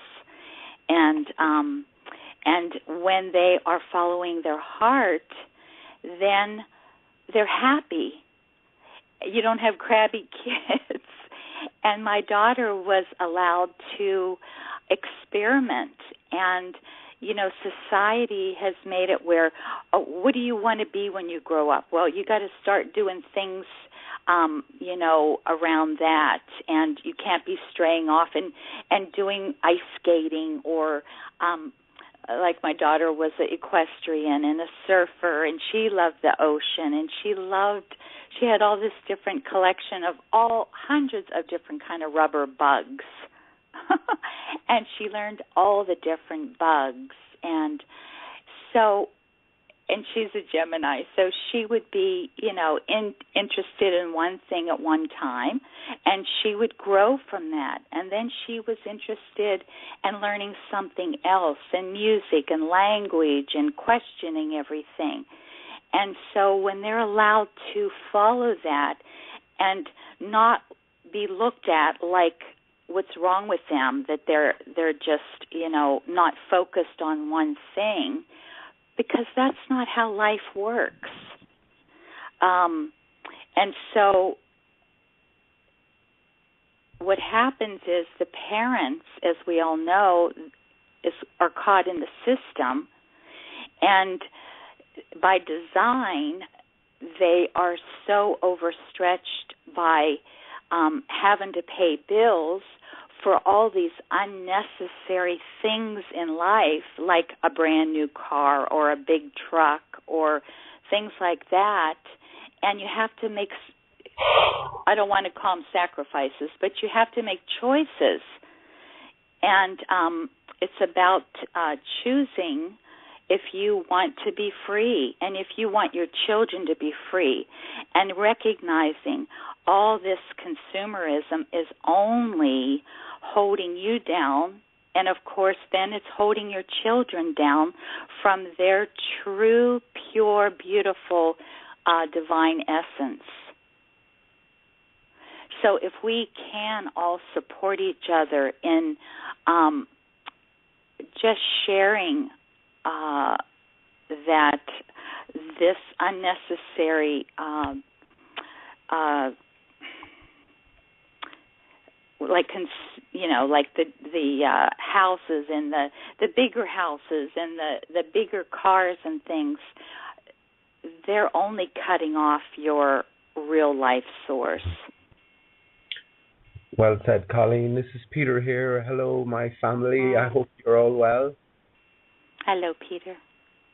And of course, what you just said there, I'm walking around the estate where I live, and you can see through the windows this big screen in the corner, glowing out its disinformation and its brainwashing. And that's the major source in every home, and you see it. It's like a group of zombies sitting around watching and staring and being influenced by this box in the corner. And of course, that's where all this advertising and all this influencing from afar, from a distance, comes into it, And of course, nowadays you have children with the smartphones and, iPads and all this. That's the biggest brainwashing, not just for adults, but for children as well, I got rid of my own television a few years ago, and I never did a better thing, But completely agree with you, Colleen. I to this day I say the same thing about my son. He was intrinsically smart. He was 4 or 5 years old before he went to school. I mean, when I had him a little bit more back then, I started teaching him French. I started teaching him, and I got him to read there the last, I don't know, it was probably a month ago at this stage, and she tells me that he's one of the top percentiles in the country, not to mind in his class. And I said, I don't give a shit. He's not learning anything really worthwhile. When I was teaching him one-on-one some maths, made it fun, no pressure or anything. I was going into how to work out the area of circles and, all that sort of stuff. Whereas inside in his class, and he was well capable of understanding it, which all children are. Whereas inside in his classroom, he was back learning basic stuff that he was, easily had picked up, and he was just bored for the rest of the lessons, But it's the same with all the subjects. If it's not complete and utter bullshit, which we call history, it's just stuff that is uninspiring and it takes you nowhere. So I mean, that's the prison that that they have our beautiful children in, and if you come along and raise any pertinent issues or any problems like that, you're viewed as a lunatic sense, and of course, look, it's the parents as well who are more brainwashed than anyone else. And until we can get at them, I don't know. Well, we just can hope that the likes of this table, and of course there's lots of different communities and lots of different forums, and it's a growing thing, and eventually we will see massive changes, hopefully. But we really need to smash that box open for what it is. And of course, all it is a slave farm. It's as I say to my son, I mean, you shouldn't have to put up your hand when you need to go for a piss. Don't react. Don't be another brick in the wall. But of course, it's difficult. You got to go along to get along, and especially an impressionable mind of a child. You're just intimidated into being a part of the crowd, and you don't want to step outside the box, which is so beautiful as well. Of course, as you've all commented on Wayne's daughter and what she said, that's the way I'd have my children. I really would if I had them more. But we'll take it step at a time. It's one of the most beautiful tables around, and if hope and the love and the understanding that it is found here can spread, and I know each one of us are passing on the message to those we care about or those we can pass it on to, and then hopefully it can spread like wildfire at some point in the not too distant future.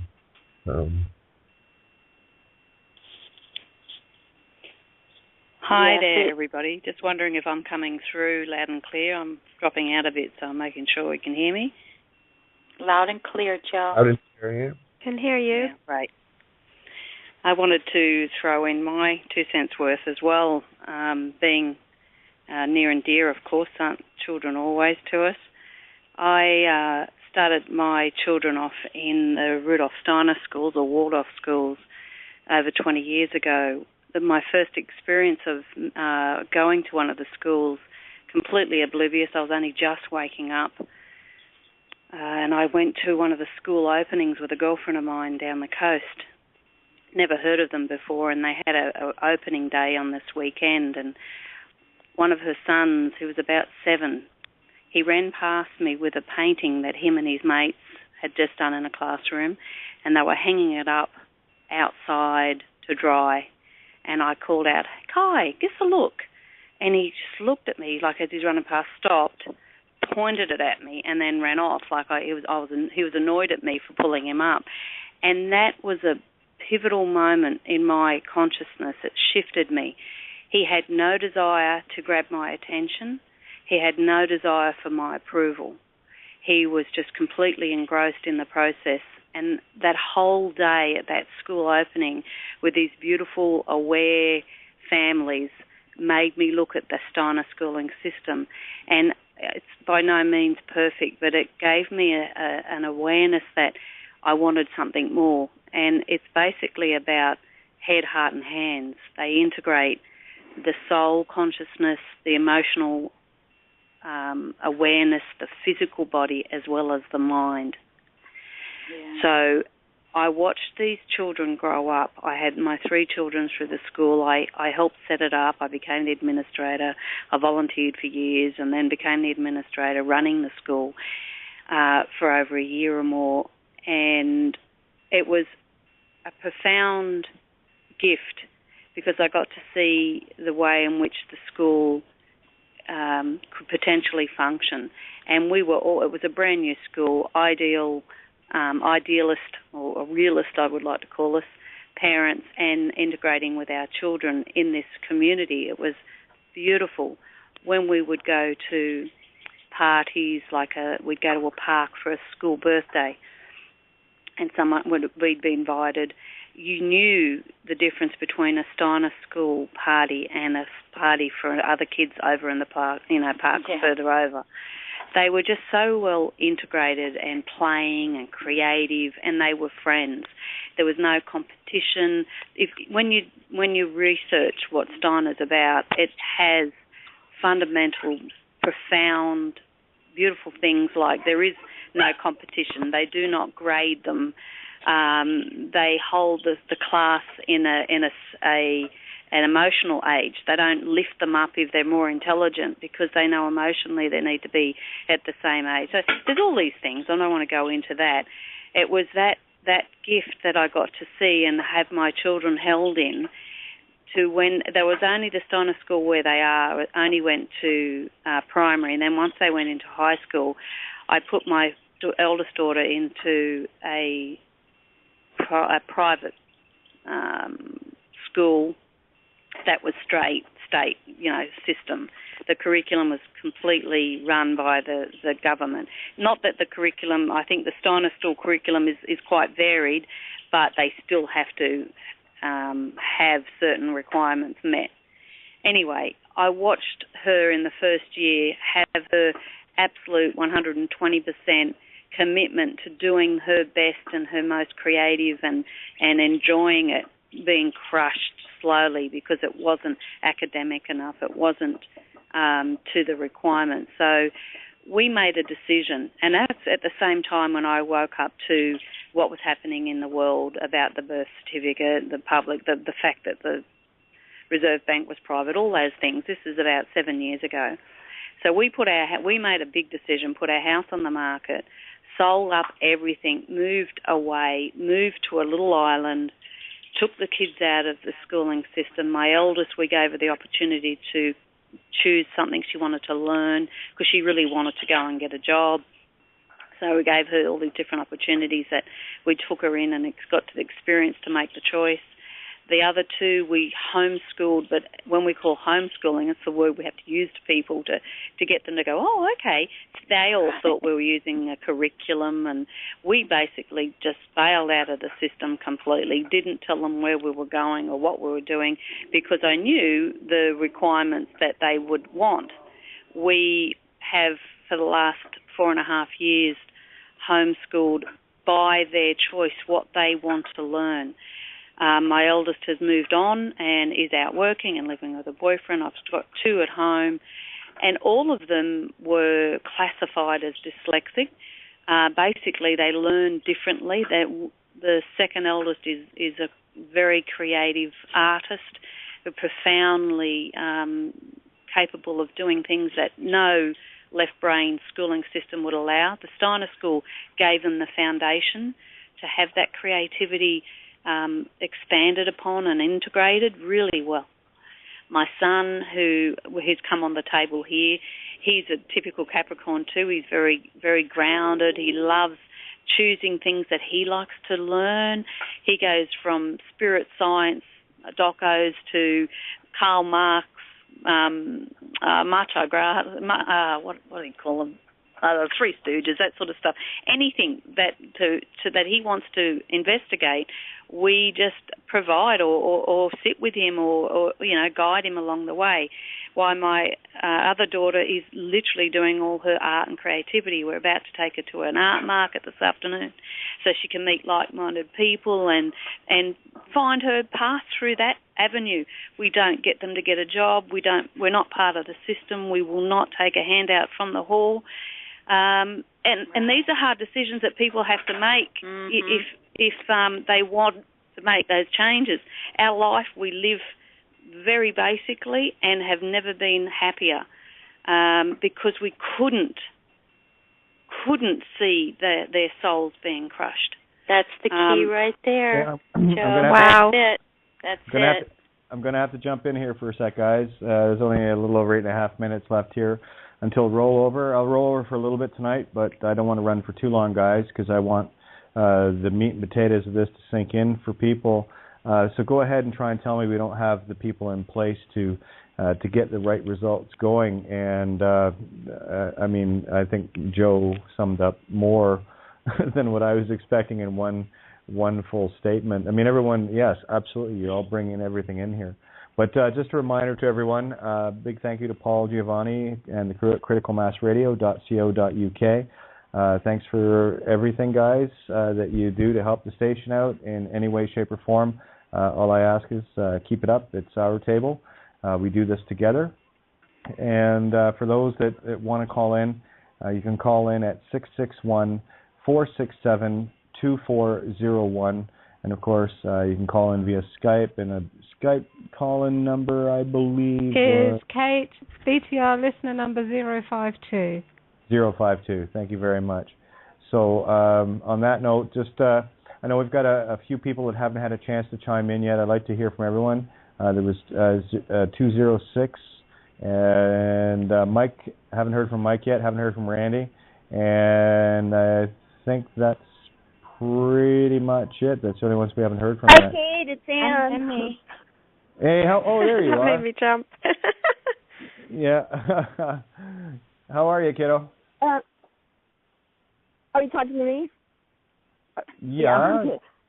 Okay. I don't know. Okay, I'm sorry. Okay. Anyways, I'm really I need like conversation etiquette. You know, I never know like when to jump in. So I always call and just like say what I'm gonna say. But it doesn't mean that I don't want to. You know, it doesn't mean that I don't care what other people are saying. But I just I'm just not good at.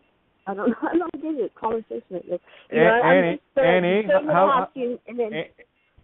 how about you just say what you need to say instead of all the left brain ego justifying that it's not required. Okay, Thank you. Okay. I just wanted to make. I just need like about 3 minutes. I just gotta say it how I gotta say it because I know you might not like. You might not like. So I don't know. But, okay, here it goes. Anyways, I just have a confessional. Because I just feel like I need to like bare my soul, like I need to be cleansed. I need it off of me. And so, I swear and I get frustrated and I get angry and I'm kind of I'm a hypocrite because I have a pet peeve like when other people like they swear like every other word, like, that bothers me. And I'm also like a hypocrite as far as like logic goes, because I believe anything is possible, but if something is wet, and you're going to tell me it's raining here, so that's what I'm saying. Like, if it's wet, and you're going to tell me it's dry, like, there's a certain paradox that I can't get the two to combine. Like, anything is possible, but logic also. Like, I just can't. Sorry, I gotta go, guys. Bye. Okay. But okay, so anyways, so I'm stuck on that. I'm partly in like a physical, and anyways, that's where I am. And okay, about your name thing, like I agree with you on that, and I see the the legal part of it. I see it. I don't personally know how to make a grand statement of like I don't have like a fancy name. Like I don't even want to change my name. I already changed my name because my real name is Anne Marie, and that's what Annie, yeah.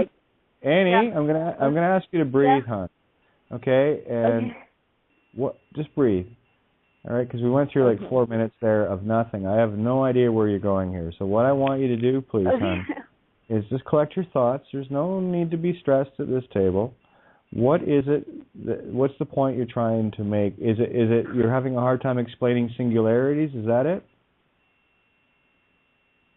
How something wet can be. Well, just a lot of things like logic and anything is possible. Like I believe in both things, so I'm a contradiction to myself, I guess. Well, we all are. That's the whole nature of duality. So you're on the right track there. So don't think that you're not. Okay. Yeah. Well, I just, I don't know. I just, I don't want. I don't know. I care about you, and I don't know. I just wanted to say that. Hon, it's all good. I know your excitement, your enthusiasm. You've called in many times, sweetie. So just sit back and breathe. And the only feeling I'm getting from you is you're putting far too much stress upon yourself. So just chill out. It's all good, It's not rocket time. So it's all good. And you've got your things that you need to be doing for you, to solve you, not to impress anybody else but you. So stay focused. I know. I'm not trying to impress you. I just. No, it's human nature, hon. That's not, and again, I'm speaking third party. Human nature is wanting to impress others. Okay, so just lay back a little bit. I think the feeling I'm getting from you is that you just you're being too hard on yourself. Just chill. Chill. All right. Okay. Well, I just want to say thanks to everybody, and I listen to you. I listen to a lot of people. So I give everyone a chance. So thank you for listening to me. Oh, Annie, anytime. The table was open. Okay. Thanks for sharing, Annie. Hello. There's Mike. Oh, who else jumped in there too? Somebody else wanted to get in there. Yeah, I am new actually. I've called in before, but I never got a chance to talk. What number are you on? I'm on 775. Oh, hon, yeah, you've been open for ages. When the mic gets open, pick your moment and jump in any time. That's how it works here. So please. I just didn't want to interrupt anybody. Oh no, please. Oh, come on. Hey, where you been? What took you so long? Huh? You're God. Step up. It's all good. Let me gather my thoughts again. First of all, I called before, Kate. I gotta say, I love your stuff. I've read through just about every one of your writings over and over, and they so harmonize with me. If you have a minute, I'd like to tell you I was actually getting ready to return the franchise about 4 months ago before I ever heard about you. And I had spent months studying codes and crap to return the franchise. When I got to make a long story short, I ended up with about 2.5 inches of paperwork, legal crap that drove me crazy. But I thought it was a necessary evil to get out of the system. I lost my husband, or my man and I lost our little girl a couple years ago, and so we went ahead and did your return of the BCs and everything. Well, our family's, gone through a ton of crap. We're just like anybody else. We've been terrorized by U.S. Marshals, had our little girl taken. Well, I've managed to get them now to basically leave me alone, but our little girl is still with a man that won't open the door and let her out to us, but the police won't do anything to me. They'll throw me in jail, but they can't charge me, so I have no fears. I'm not worried about anything. I guess my question to you is now that we don't have BCs, literally, when I go back down there to get her, because I am going to get her,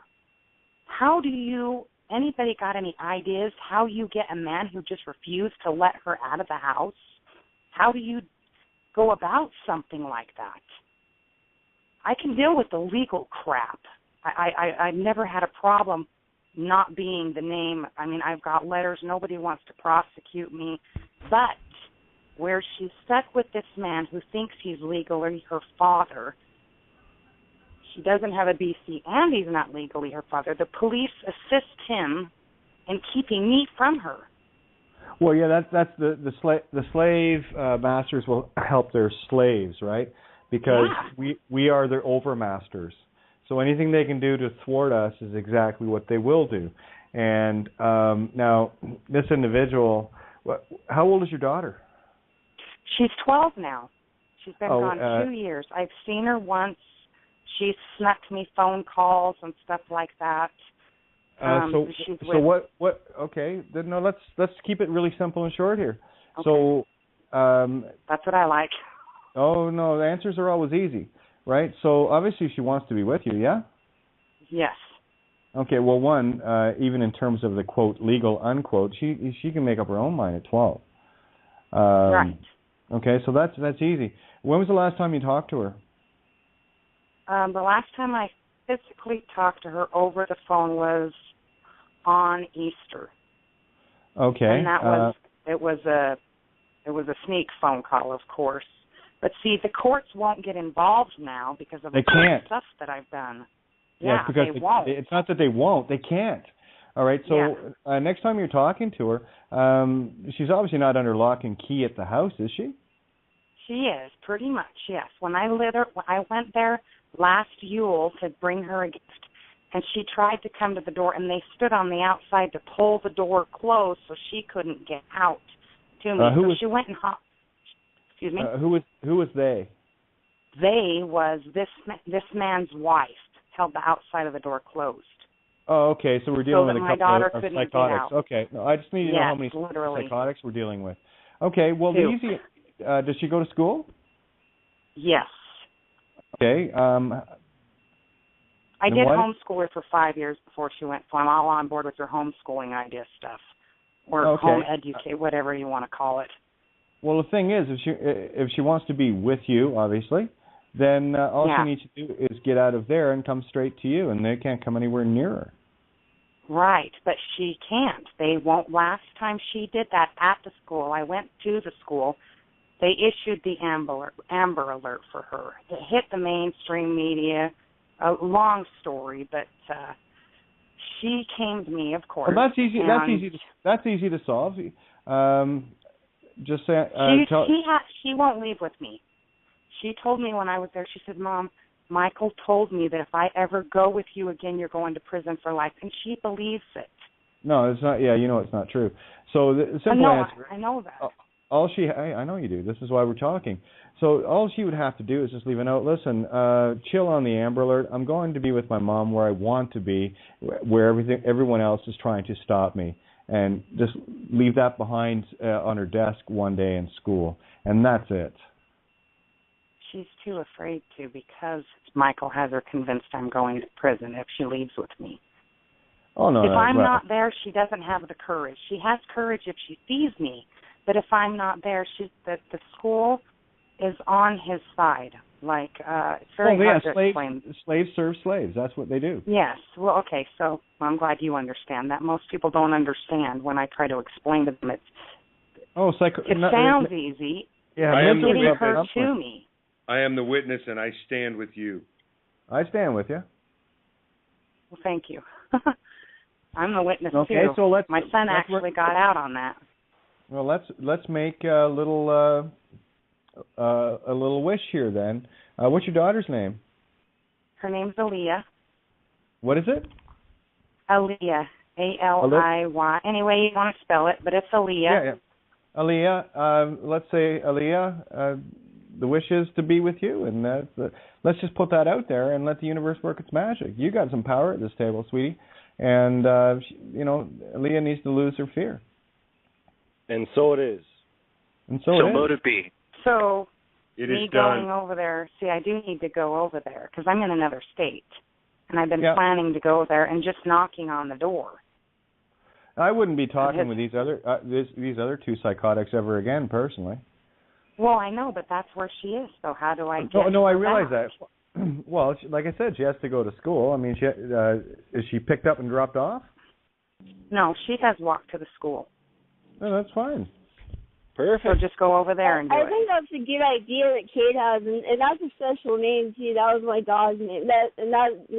Dogs are special to me. So. Well, see, I did send that copy of the Return of the BC to the schools and to the hospital because they gave her that new shot that's killing girls. What is it, the HPV? Oh, yeah, the Kill the Girl shot. Yeah, that one? Yeah, the Kill the Girl shot, that one. And the school got it, but of course they don't follow the rules, and they're still having her attend school there fraudulently. Yeah, again, this is where we become the masters. And if your daughter wants to be with you, there's nothing on heaven and earth that'll stop that, hon. Nothing. They can play the stall game all they want, but just let your daughter know that no, you're good. They can't come anywhere near you. That's right. Okay. Should I keep? And I was thinking when I go down there, because I'm going to go back down there. I'm not just going to sit here and wait. I can feel your magnet from here, hon. I was going to bring the I who shall not be legally named, and the I am the witness. Yeah, and Babylon Has Fallen is a real good one. You start. What I would start doing is get an anonymous email if you have to, just to keep it clear. But Just save yourself some bother with these psychos. But find all the teachers' email addresses and email them each a copy of it. Because anyone a copy of what? Babylon Has Fallen is a great summation of everything. Is that a new one on your site? Because I was just on there and I hadn't seen that one. It should be right down at the bottom. It's one of the more recent. It's along with Nameaholics Anonymous. Okay, yeah, I haven't seen either of those. Do these, whoever they are, do they allow your daughter to play with her friends at all?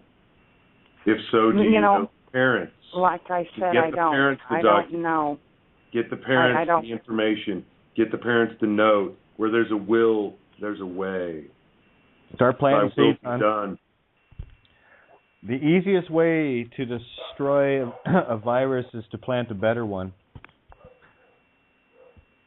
I mean, that's how the ego works, right? So they're poisoned. You might as well poison them with truth. Hey. Great big old smile when you're standing in your truth before them with your daughter. You know, align with your daughter's water. She'll align with you. She'll support your stance. Absolutely. You know, it'll happen naturally. Your daughter will follow. It'll be perfect. Always is. Just lose the fear. Lose the fear. Know that truth. Yeah, meditate on this one for a bit too. You know, just clear your mind. I know these are. Listen, I've got.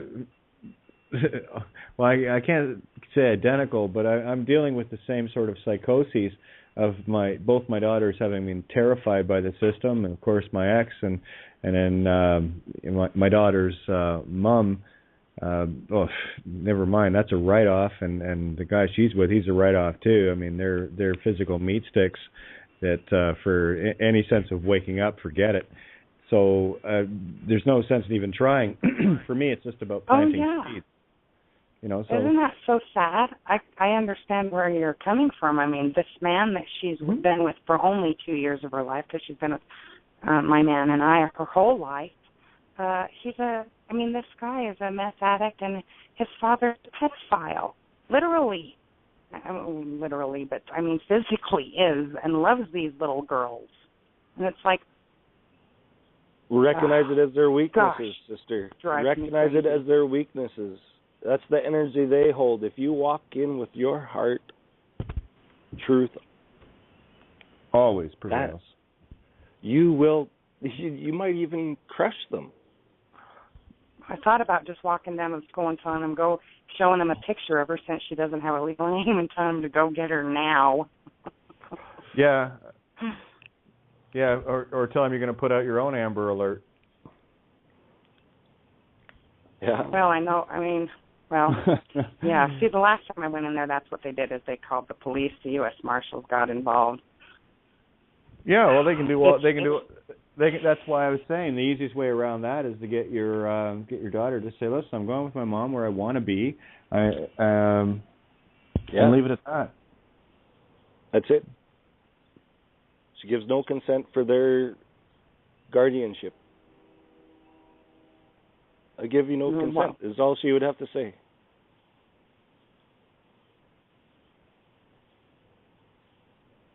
Well, I'm just going to have to do it and see what happens.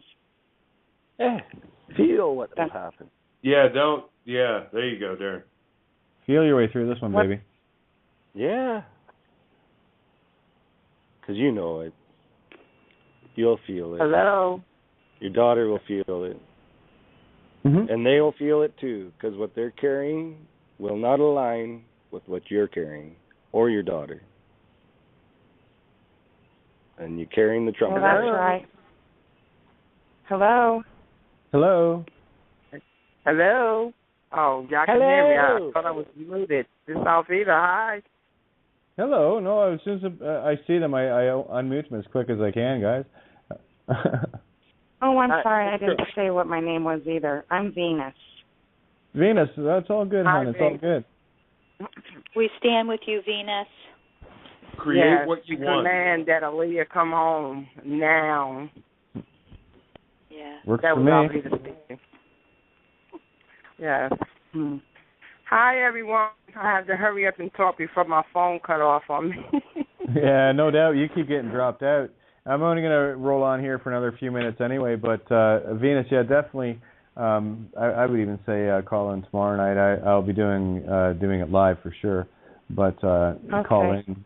But I will, because I have some ideas.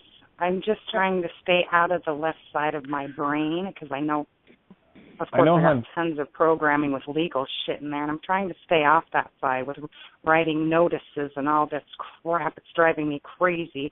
It's like I should just, all I need to do is go down and get her. And whatever happens, happens. And they've already terrorized me, thrown me in jail 3 times. Last time they couldn't charge me. They ended up letting me go. But they didn't get anything out of me. But it's like, if they throw me in jail, they know they won't get anything out of me again. I'll just go right back down there and do it again. Well, that's the thing, is it's not going to happen anyway. This is the joy of knowing who you are. No legal name, no legal game. And this is a spiritual breaking of contracts with the system. This is not a piece of paper. This is you. This has been the hardest mission of my life, to get the power of your mind back to you. It's incredible. Right. You know? Meditate. So would you happen to think, Kate, then, that if I did go in the school and basically do kind of what I did last time, but go in there with my eye, who shall not be legally named, and tell them, you know, here's my daughter. I want you to go get my daughter. Here's a picture of her, a counterfeit. Go get her and bring her to me. If they did call the police again, like they may, but I know the police couldn't do anything. Well, there's only one answer. Is that we're going to call the police. Why bother? They don't have jurisdiction over me. They might have it over you, but they don't have any over me. So go ahead if you want to call them. They don't actually have any over me going in the school and finding her and bringing her out. Okay, stop the left for a second, okay? Sorry. That's what I'm trying to show you. They don't. This is what I'm saying. And this is where the fear gets thrown back on people. They go, I'm going to call the police. Knock yourself out. They can't do a fucking thing. They can't get jurisdiction. All right? You have a legal slave name, so yeah, you'll have to follow their orders, but not me. You know, I'm just here to collect my daughter. You know, if you want, I don't need legal proof for that. It's in the DNA. Okay, right. So who do you think here has the greater claim on my child? You, the cops, or me? And if she wants to come with me, you bring her here and we'll ask her that. She says, I want to go with my mom. Guess who's fucked? And it ain't me. No, see, that's the thing. People throw around, I'm going to call the cops like it's their big fucking brother. And my dad's going to beat up your dad. No, I'll tell you what. My dad's so big you can't even see him. He's going to crush yours like the zit that it is. So you want to play that game, let's go for it, because, you know, go ahead and call them. I'm going to tell them the same thing I'm going to tell you right now. It says you have no jurisdiction. And it's an easy answer. It says you need to get a name out of me to have any form of legal jurisdiction, regardless of where I'm standing on this planet. Because regardless of where anyone is on this planet, if they've got a legal name, they're under the Crown jurisdiction. You want to follow that up, you'll find London, England, City of London proper, Vatican, and Washington, D.C. And if that's confusing you, then you've got some work to do. Otherwise, you're just screaming in ignorance here, and that's making you look like the raving psychotic fool that you are. So call my daughter down, please. Thank you. Right on. And when you do create this moment that you want, imagine this, the shock waves that will go throughout the cosmos will be, we won't know, but it will awaken so many people, teachers, I love feeling the other students. Think of this. See that when you meditate. See that awakening, that this is bigger than you. And yet it is you. Mm-hmm. It's all of us. And we are right there with you. Yeah. Booyah. Well, because I love the energy, because I'm wanting to do this immediately. It's just been way too long. Did you hear what I said to that? Well, actually, I said it to more than one. I think it was only the two I actually conversed with. But I said to both of them, the second one in more in very, very certain terms, no uncertain terms, that no, sorry, I'm not in your dead by consent jurisdiction. I'm of the living here. Thanks very much, though. Bye-bye. And this is the joy of this. This is the power of you, the true source of life within. When you step into the land of the living, the dead can no longer enter. That's right. And people say, well, cops aren't just trained in that. I said, I know they're not. Doesn't matter. Their masters might not be either, but their masters, they know the rules. And these we've actually experienced your no trespass sign so far. It works pretty good. Yeah, it keeps all the vampires and werewolves at bay. Well, I had to edit it just a little bit to incorporate what they consider the U.S. I put on there at the very top after it says, Vatican, blah, blah, blah. And yes, that means U.S. corporation as well. Yeah, again, I just put stuff out. This is the joy of this. Make them your own, so... Oh, yeah, I've used a lot of your stuff, actually. Well, parts of it. And, yeah, that's fine. Helped others, and it's worked. Venus, are you being a truth cherry picker? Good on you. Oh, yes, actually, I'm doing my best at it anyway. I'm handing you a compliment. Okay, this is what I'm talking about. Taking the pieces that resonate with you that are yours. Now they're yours. Everything else, if you don't get it, it ain't yours yet. So this is what I mean about cherry picking. You're cherry picking the things that resonate with you. And then you're putting them together, and then you're creating bigger pictures, and then you're finding other things after the fact. So this is friggin' exactly what I'm talking about. This is powering up the grenades with your gunpowder. So, hey, Sister Kate, what show was it where some police officers attempted to contract with you? Oh, March 14th of this year. You can get it on YouTube. Just Giuseppe titled it "Outside the Box." The Confrontation. I think we just listened to that one. Did we just listen to the Confrontation? Were you in your car and some cops came out? Yeah, and we were listening to that one. That's awesome. Yeah, that's the energy I'm talking about. No name, no jurisdiction, no. You see, contrary to what people think, that because there's a license plate on a car and VIN and everything else, that's irrelevant. Because if you know who you are, they can't access any of that information. Right. Right? They got to get you first. Exactly. See, I don't even use a license plate or a driver's license. I sent all that shit back a long time ago. Yeah, there you go. I just figured it was safer not to have it than to have it, because every time I noticed I was traveling in an automobile without a license plate, I never got a ticket. I'd get pulled over, but I never got a ticket. Because I didn't use the name. That's right. Yeah, no jurisdiction. And then the minute you give them the driver's license, you get a ticket. So I caught on real quick years ago. Send that shit back. Perfect. Listen, I'm gonna end it on that note here. I'm 100% better. Just still don't want to push it too much. I pushed a bit hard last night. But anyway, thank you guys. But show up tomorrow night. But spend some time. Listen to it starts around the 24-minute mark on the March 14th one. But listen to what I'm saying, and if you can hear what the cops are saying, listen to what I'm saying to them. I wish I had the camera for this to show people, because the facials with me work great. I have such a look of disdain on my face. Mary, do I have a great look of disdain when I'm in?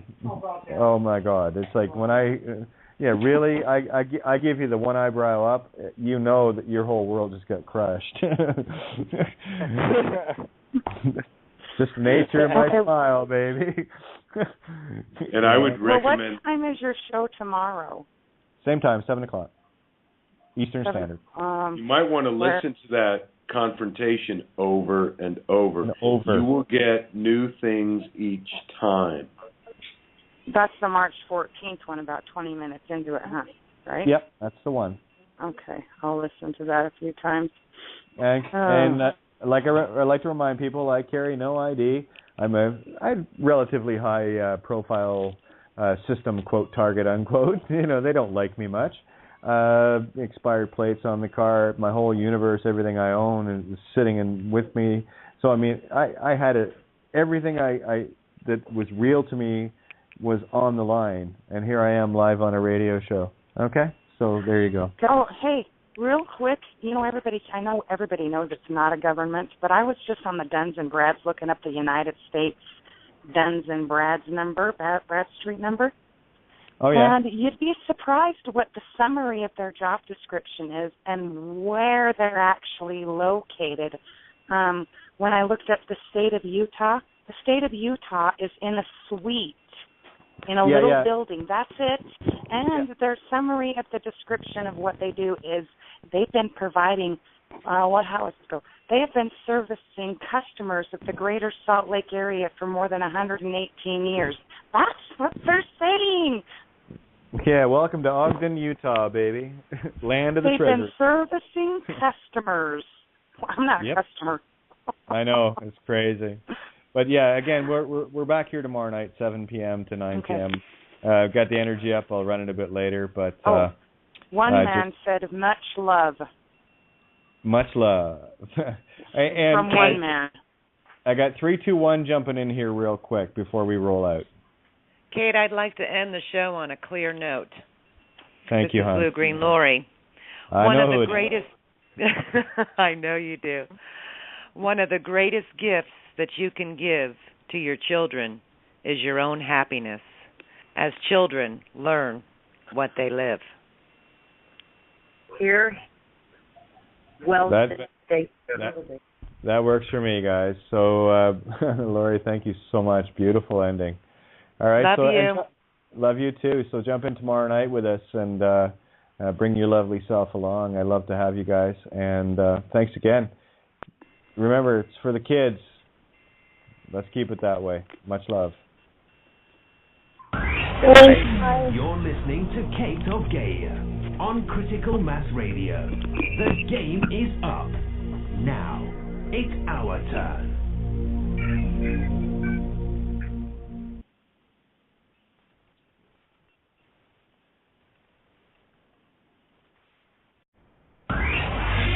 You're listening to KaTes KoVe on Critical Mass Radio. The game is up. Now, it's our turn. Good evening. Welcome to Outside the Box. Yours truly, KaTes KoVe, broadcasting live on criticalmassradio.co.uk.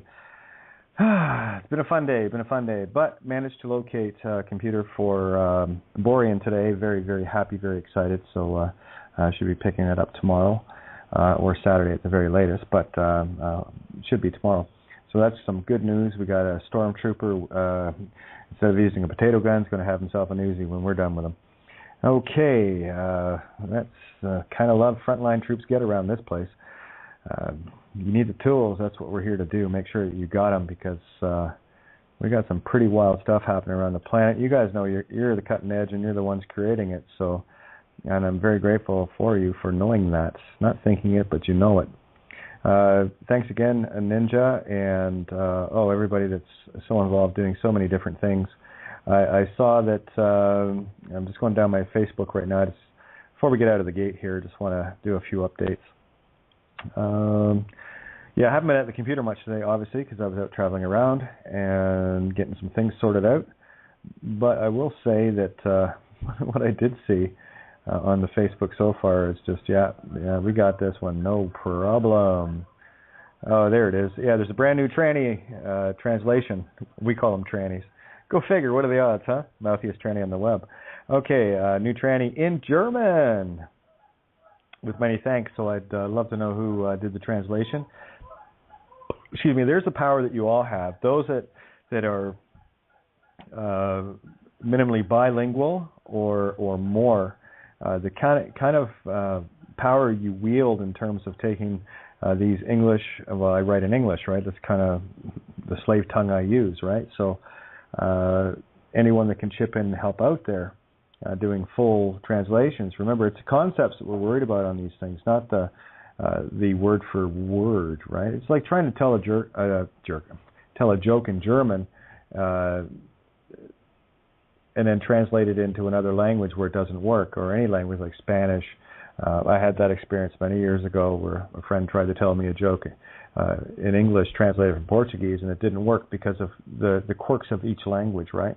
And it's really those that speak fluent in, two languages or more that grasp exactly what it is I'm saying here, right? So it's very easy to literally translate something. I mean, you can use Google Translate, but it's not going to do it the conceptual justice. I know I've done that in the past with people, translated it using an online translator, and where 80% of it carried across okay, a lot of it had to be corrected in order to get the concepts right. So that's the power that you that speak more than one language have, English being one of them, into putting them into your other native tongues for the rest of the planet to get this information. Because remember, this is the one ring that rules them all. There's only one hinge pin in the whole system, and it's the name.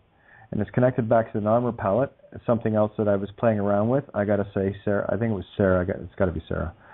She posted it earlier today, which inspired me. By the way, thank you, Duncan. Hot off the press, I saw that. Nessa's well laid out little trifold. And there it is. Caution, do not read this. It changes everything. Your mind will never be the same. And I had the good fortune of handing one of those out today and bumped into another individual who just so happens to be what we deem to be a free man on the land, but it was a beautiful day. Let's put it that. It was very well written, Ninja. Yeah, if anyone never needs to wonder why Ninja's the right arm of all websites and all things regarding the writings with me, now you know. If you didn't know before. So again, well written, and looking forward to cracking open a hard copy of that myself. So thank you. Yeah, it's my pleasure as always, Kate. Same with yourself. When something comes, you just write it and that's it, and get it out there as fast as possible. That's what we do. But we are inspired constantly, daily, by everybody else's information sharing, feedback, just general chit-chat. It's always there, isn't it? The inspiration, the clues, and that's what we do. We just put those together when they come to us. Oh, yeah, I mean, I can watch real-time reality on Facebook. It's funny, I can watch everything shift just by reading the headlines of what's going on. And when people really start to understand what's going on here, you'll wonder why you were doing things the way you were. Let's put it that way. So I had another great post as well. They're all great. The ones that aren't, well, they get deleted. So that's why everything on my page is great. Anyway, that's depends if there's too much fear porn, if there's nothing attached to it that says this is the allegory I'm reading, because I don't want people recreating the same nonsense we've been creating for, a couple 100,000 years. Best stop that now.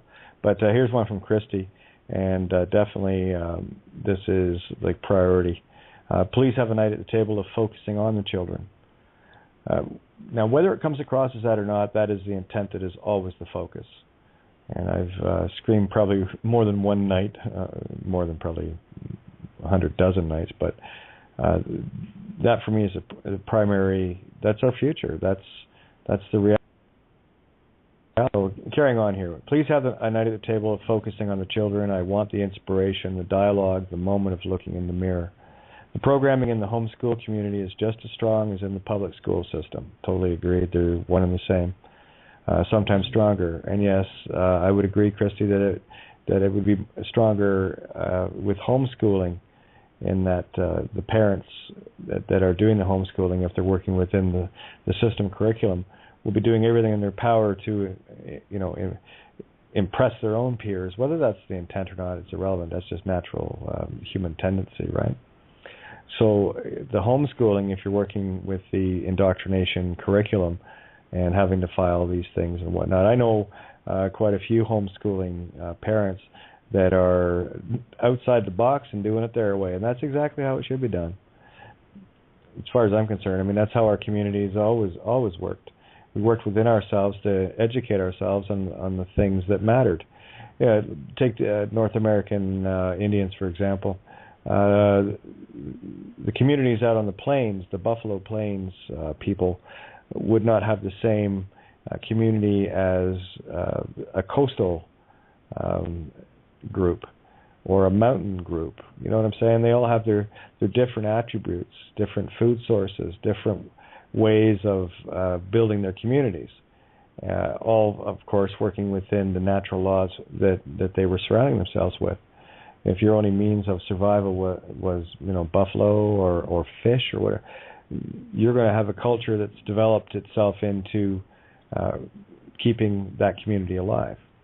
It makes total natural sense. So carrying on here, we are making great progress with breaking the legal program. Yes, we are. With tears in my eyes, I ask the others at this table for support in creating ways to prevent our children from being programmed. And I've had enough of those tears, last night included, yes. And the solution is very simple. Start educating the teachers and to you, your shining light of truth. Thank you for all that you do. And mirror, mirror, this is where each and every one of us gets to stand in that beautiful place where we're all equal. I think the hardest thing for me to endure is watching people that and that's everyone, how powerful and beautiful they are, and how badly we've been duped as a race, to wake them up. And I've lost count of how many times I get the shit beat out of me mentally by those that just want to go at this kicking and screaming. I choose not to. But where was I going to go here? Yeah, a lot of things I wanted to talk about tonight. I was going to do the Phoenician starter kit, and I've been talking about that. Let me just have a quick look at it, because I don't think I'm going to get through. I don't think I'd get through the whole thing in one show anyway. But let me just have a quick peek at it, because this is, very, very critical stuff to get. It's when you start to understand the phonics and the Phoenician. Remember, all legal systems are based on Roman civil law, which is all entirely based on Phoenician law. And when you put these things together and you start going, wait a minute, and that's exactly what happened with me. I've already mentioned that people have asked me, well, Kate, where are you getting this from? What kind of book did you read, or what are you reading? And my only answer that can be honest is, well, I haven't found this anywhere. It's a book I'm writing, I guess. So that's just where it is. Phoenician starter kit. Let's get that cracked open and see where we go from here. But I would like to get people involved now. Oh yeah, Ninja's here. So let me just check, make sure she's on the board. It's not like she doesn't know how to get on there. But Ninja, if you would be so kind, I'll open your mic up here, and I'd love for you to share that.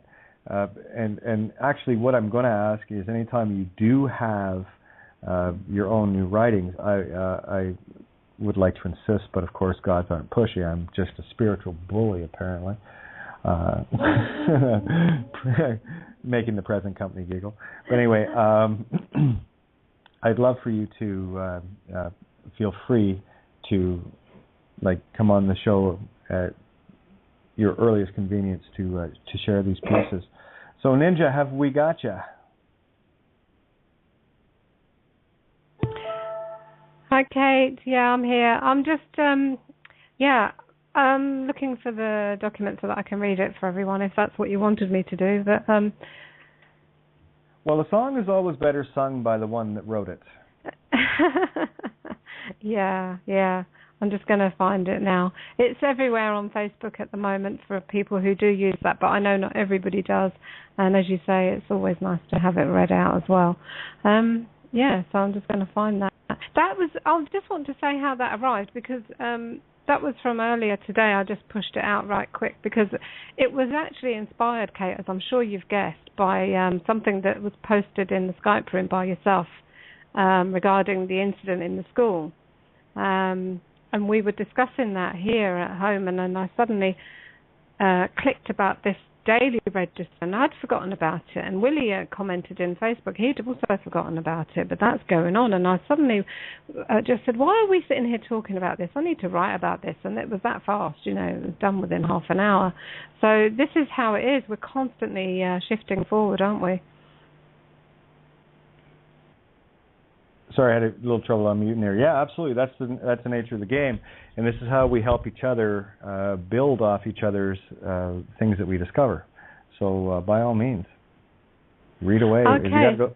Yes, I have it open now. Yeah. Okay.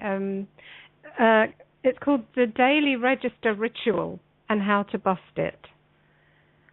We all know about the legal name fraud via the birth certificate registration process.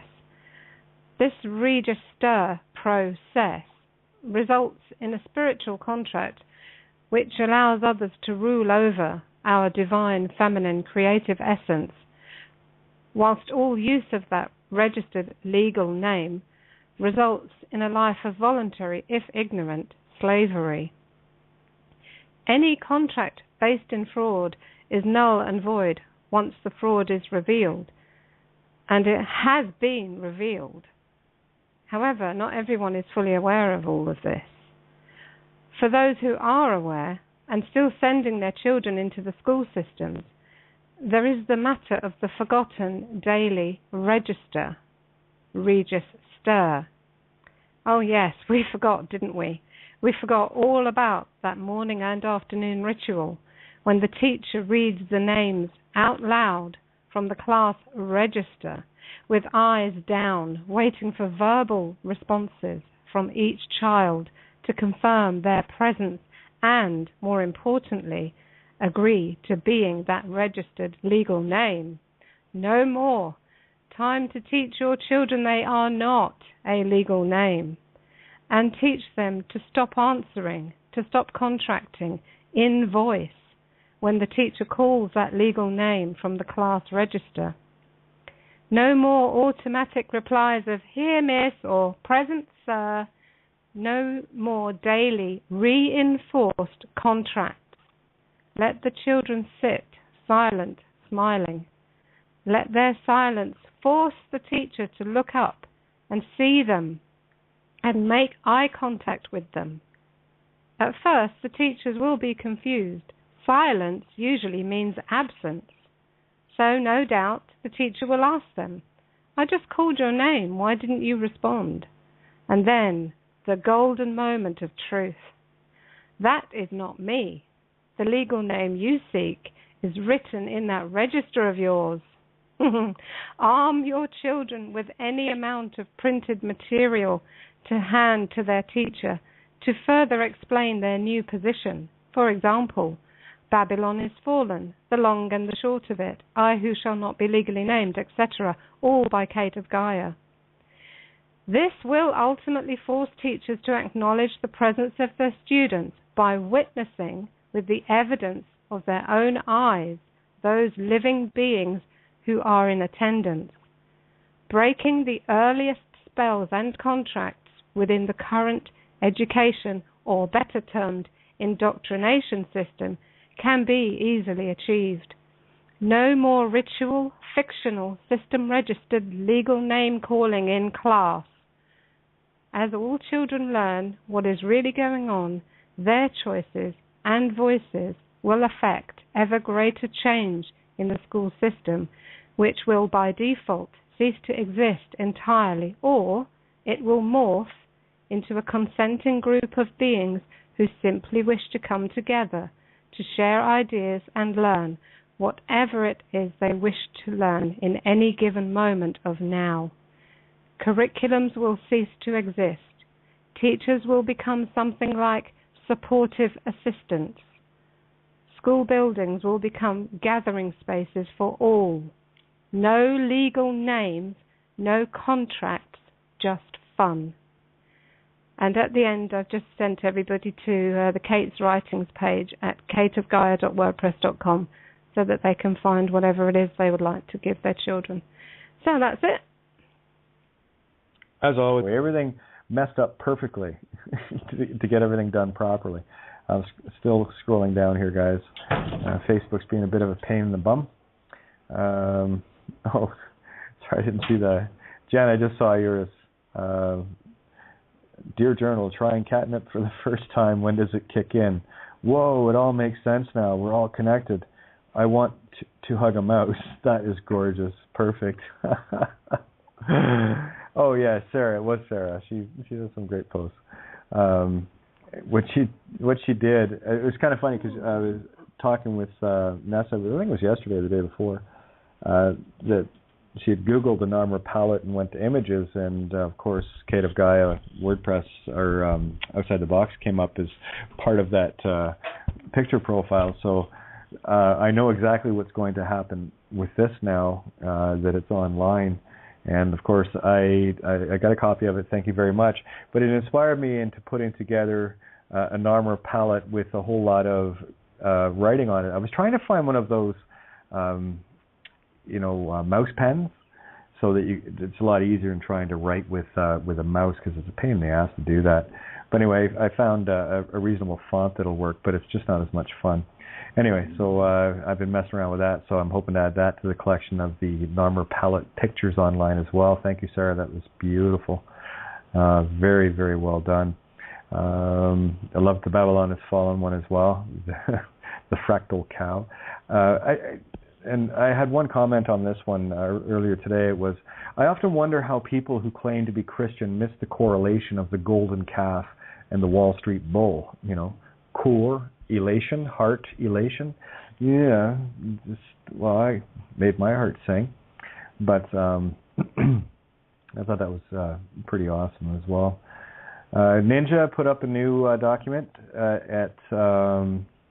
where was it? Ninja Bambi files, ninjabambi.files.wordpress.com, and it's the daily register ritual and how to bust it. And I might be able to talk Ninja, if she's still up, into jumping on tonight and possibly reading that for us. You just tagged me, have a great show, so I'm not sure. I'll wait and see if I hear back from her on that, but I'd love to hear from her on that. And of course, getting back to, I'm looking for it here, Wayne, where are you? There it is. Oh, there we go. And I want to share this because this is just a continuation of exactly the kind of energy that I'm talking about, and why, if you can't do it for yourself, then do it for the children. It should be the only mantra you are singing, okay? But Wayne had wrote this. Just listened to last night's show, and slap me with a judge. LOL. Kat, I call my daughter Stevie Lee, but you're going to love this. But it's just a coincidence, LOL. Her granddad called her his White Knight because of her blonde hair. His funeral is next week, and she is doing a reading, and this is what she's reading. So I'm going to read what... I like white. White works for me. It works for me on more levels than you can imagine. White also being pronounced wit, which means to know. So I will... honey, you've earned the I know. It's beautiful. So here's what she's going to share, and I thought this was extremely beautiful and poignant. My way is white. I am your light. I came from the night to bring you your light. So went in the light, you know you're from the night, because I am your night who came from the night. So come in your light, Granddad, and be your night to be my light. So good night, Granddad. And be your light, love from white, your big shining night. But that's just a coincidence. Kat, this is what you started from when that judge